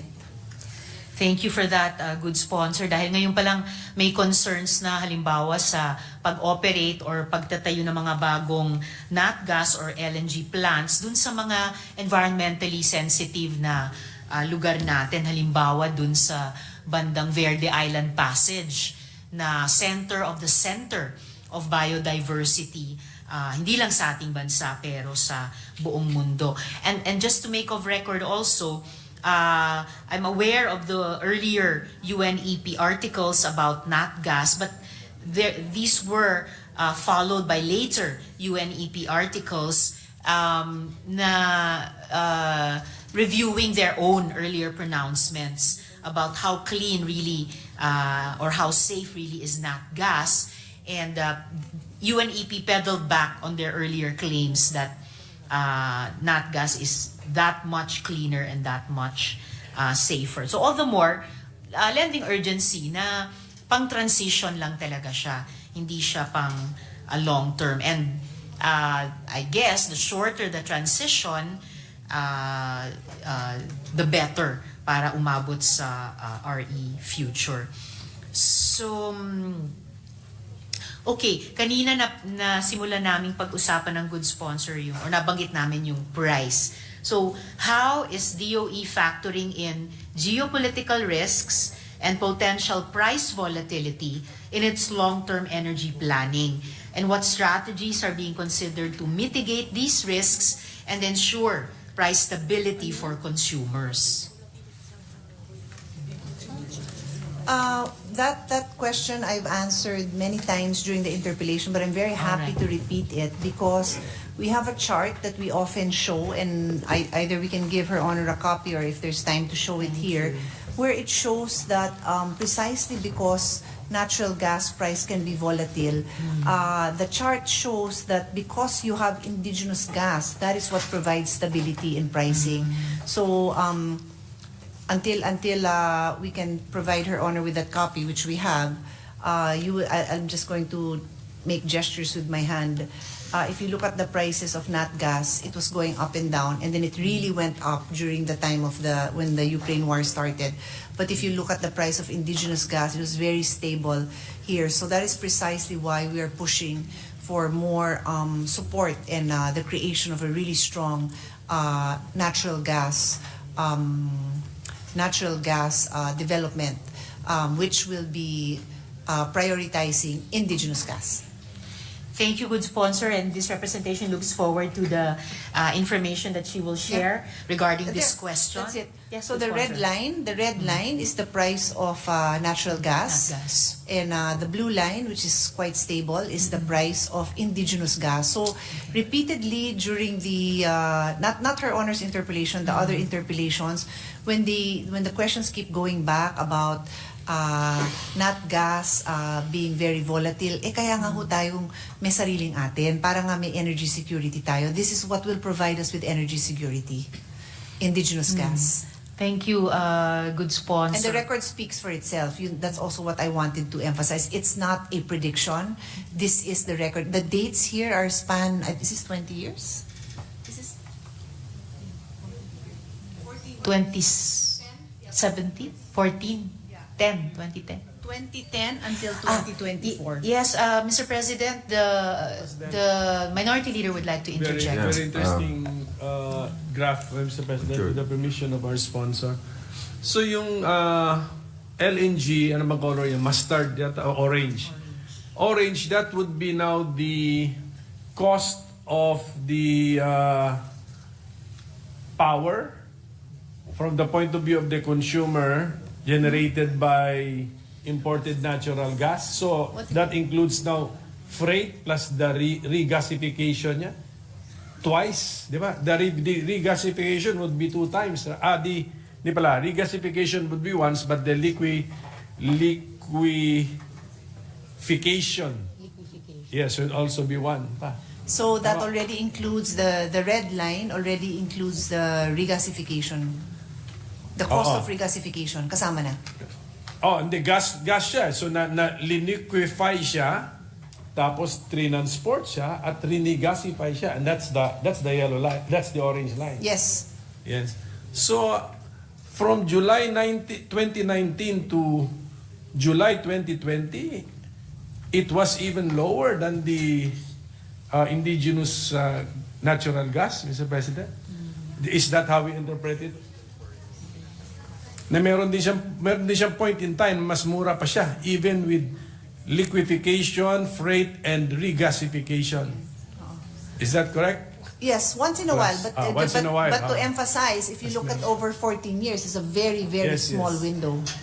Sige po. And then meron palang recently, mga January 2024, meron din po. So, I'm just asking for help to interpret the chart. Thank you. Thank you, Mr. President.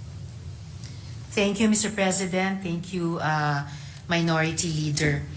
And if I may also good add, sponsor. that is precisely why in the industry practice is to have long-term agreements because you also want to secure the best price. And that's really how it is with commodities, no?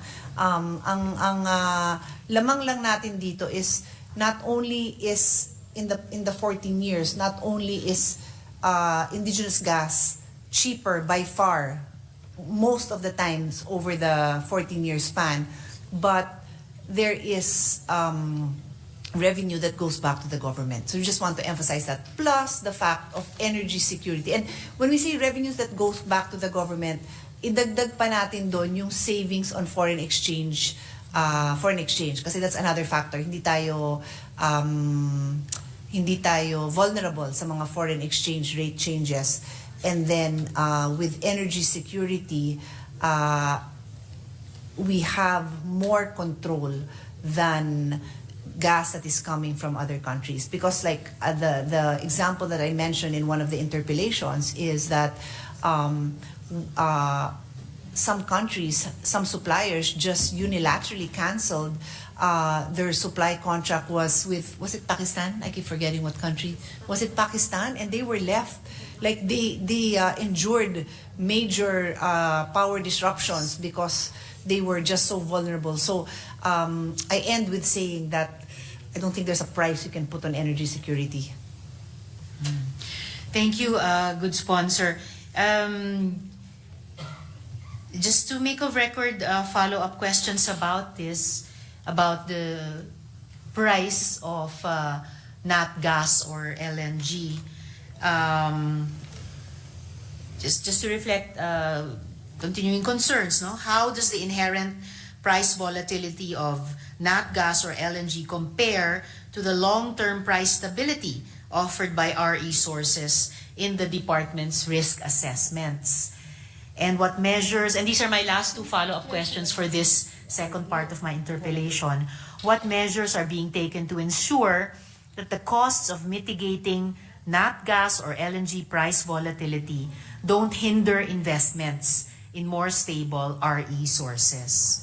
Mr. President, if the good sponsor would care to comment on those 2 points. So I think what I'm getting from the resource persons are fairly stable ang renewable energy prices, which is good for us because that is the shift that we eventually that is the direction that we're going into. The issue that we have with renewable is really that we do not have the capacity to store it, and for now it cannot provide for the baseload. So that is the bigger issue, not that the prices are volatile. So if we can solve the storage and the baseload issue, then we are well on our way to having more renewable sources of energy. Thank you, good sponsor. So as an opening point on my final third of my interpellation, as we approach the final set of questions, it's crucial to maintain our focus on the ultimate goal of transitioning to a sustainable renewable energy future. These inquiries delve into the intricate challenges of balancing short-term energy security with environmental and economic sustainability goals. We must remain vigilant against the risks of over-investing in LNG infrastructure that could become stranded assets, potentially burdening consumers and hindering our competitiveness in a rapidly evolving global energy landscape. So the following last questions address critical issues such as consumer protection, regulatory oversight, and the development of local expertise. They also explore the delicate balance between leveraging international knowledge and fostering domestic capabilities, always with an eye towards ensuring that our energy transition serves the best interests of the Filipino people and positions the Philippines as a leader in RE adoption. Mr. President, good sponsor, I'm able to skip my first 2 questions in this last part since they've already been discussed by the good sponsor and me in the earlier part of my interpellation. So I will go to my last 3 questions for this interpellation. Good sponsor, what specific emergency supply measures and contingency plans is the DOE developing to maintain energy security during the transition period from Malampaya gas to a more diverse energy mix including nat gas or LNG and renewables, considering that Malampaya supplies most of Luzon's plants? and neither renewable supplies nor nat gas import facilities will be instantly ready to take up the slack, Mr. President. Next year, ano pa? So as I've reported in the previous interpellation, there is a well that is already being drilled now and it will already be able to supply next year. That's still part of Malampaya. So that's one. Next year yung drilling. The drilling will start next year and the production will start 2026. Okay. Yes. So that's one. And then second is, again, we just go back to the mix. We are still importing LNG. There is absolutely no intention in this bill to limit the importation of LNG. Of course, this representation is a big supporter of indigenous, but repeatedly we have said that our indigenous supply, even if we start drilling in addition to the Malampaya well that will produce by 2026, another 4 to 7 years will be the earliest production of another, if there's another discovery. And so we still have the LNG and the rest of the mix. It's still there. Thank you, good sponsor. Medyo nakaka-tense din yung papasukan nating sitwasyon. It really will call on all of DOEs and the attached agencies capacities na itawid tayo ng maayos through the transition and towards the RE future. How do these emergency measures, or in fact they don't sound like emergency measures lang, they sound like strategic measures, if you can call them that, even during a transition. How do these emergency measures compare in terms of cost effectiveness and environmental impact to alternatives such as demand response programs or increased investment in energy storage, Mr. President?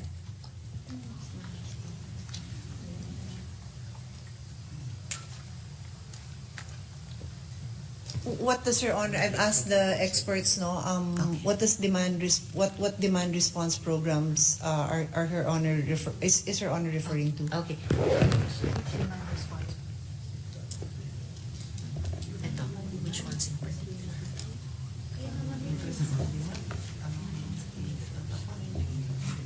Which demand response programs in particular?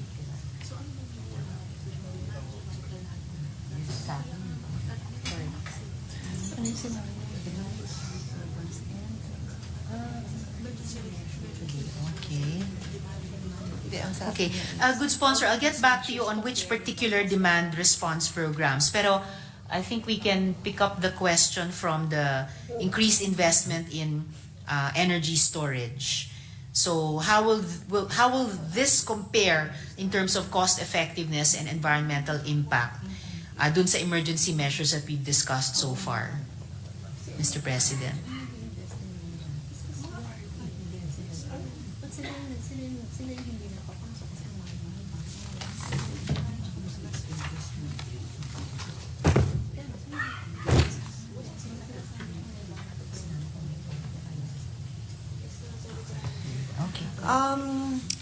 From what we know, Mr. President, the situation with the storage for renewables has not really improved much.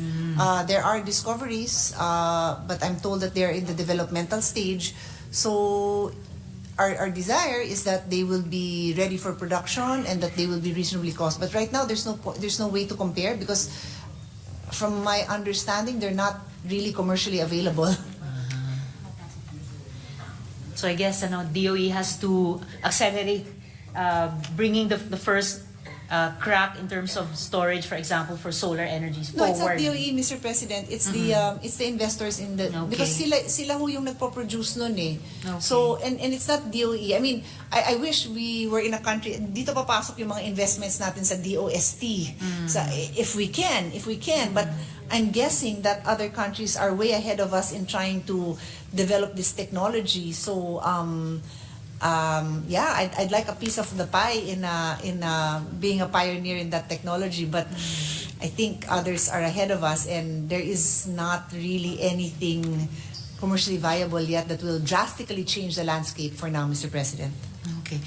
And then one last time with this question, once more with feeling, what steps are being taken to ensure that these emergency measures, again, don't become a crutch that slows down the transition to a more resilient, RE-based energy system, Mr. President?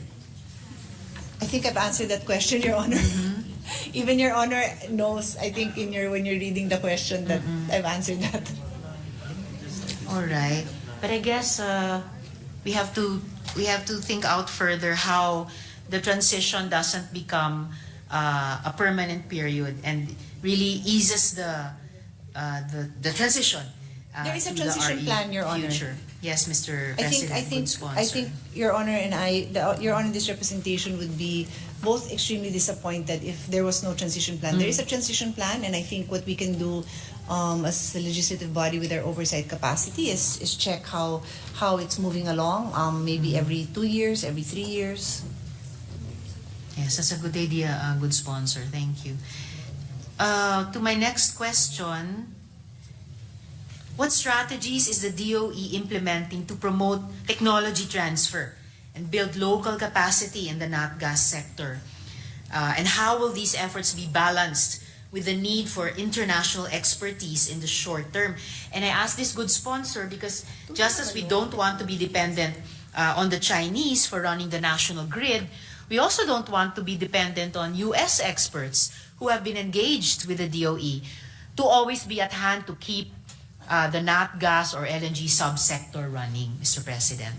Well, on one hand, I'm very excited to share that when I visited the Malampaya platform, I saw with my own eyes, and I was told that our human resources are very much coveted in other countries, and that's something that cannot be replaced by a computer, by a textbook, because these are humans that need to operate this platform.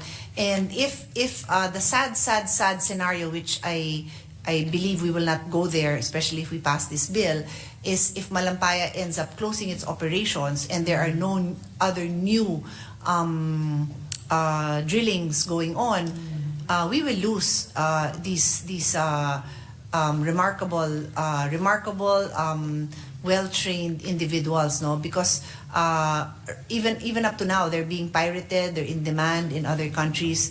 And if I remember right, they're actually sharing, tayo nga yung nag-share nung ating knowledge with them because that is how highly skilled they are, Malampaya having been operational for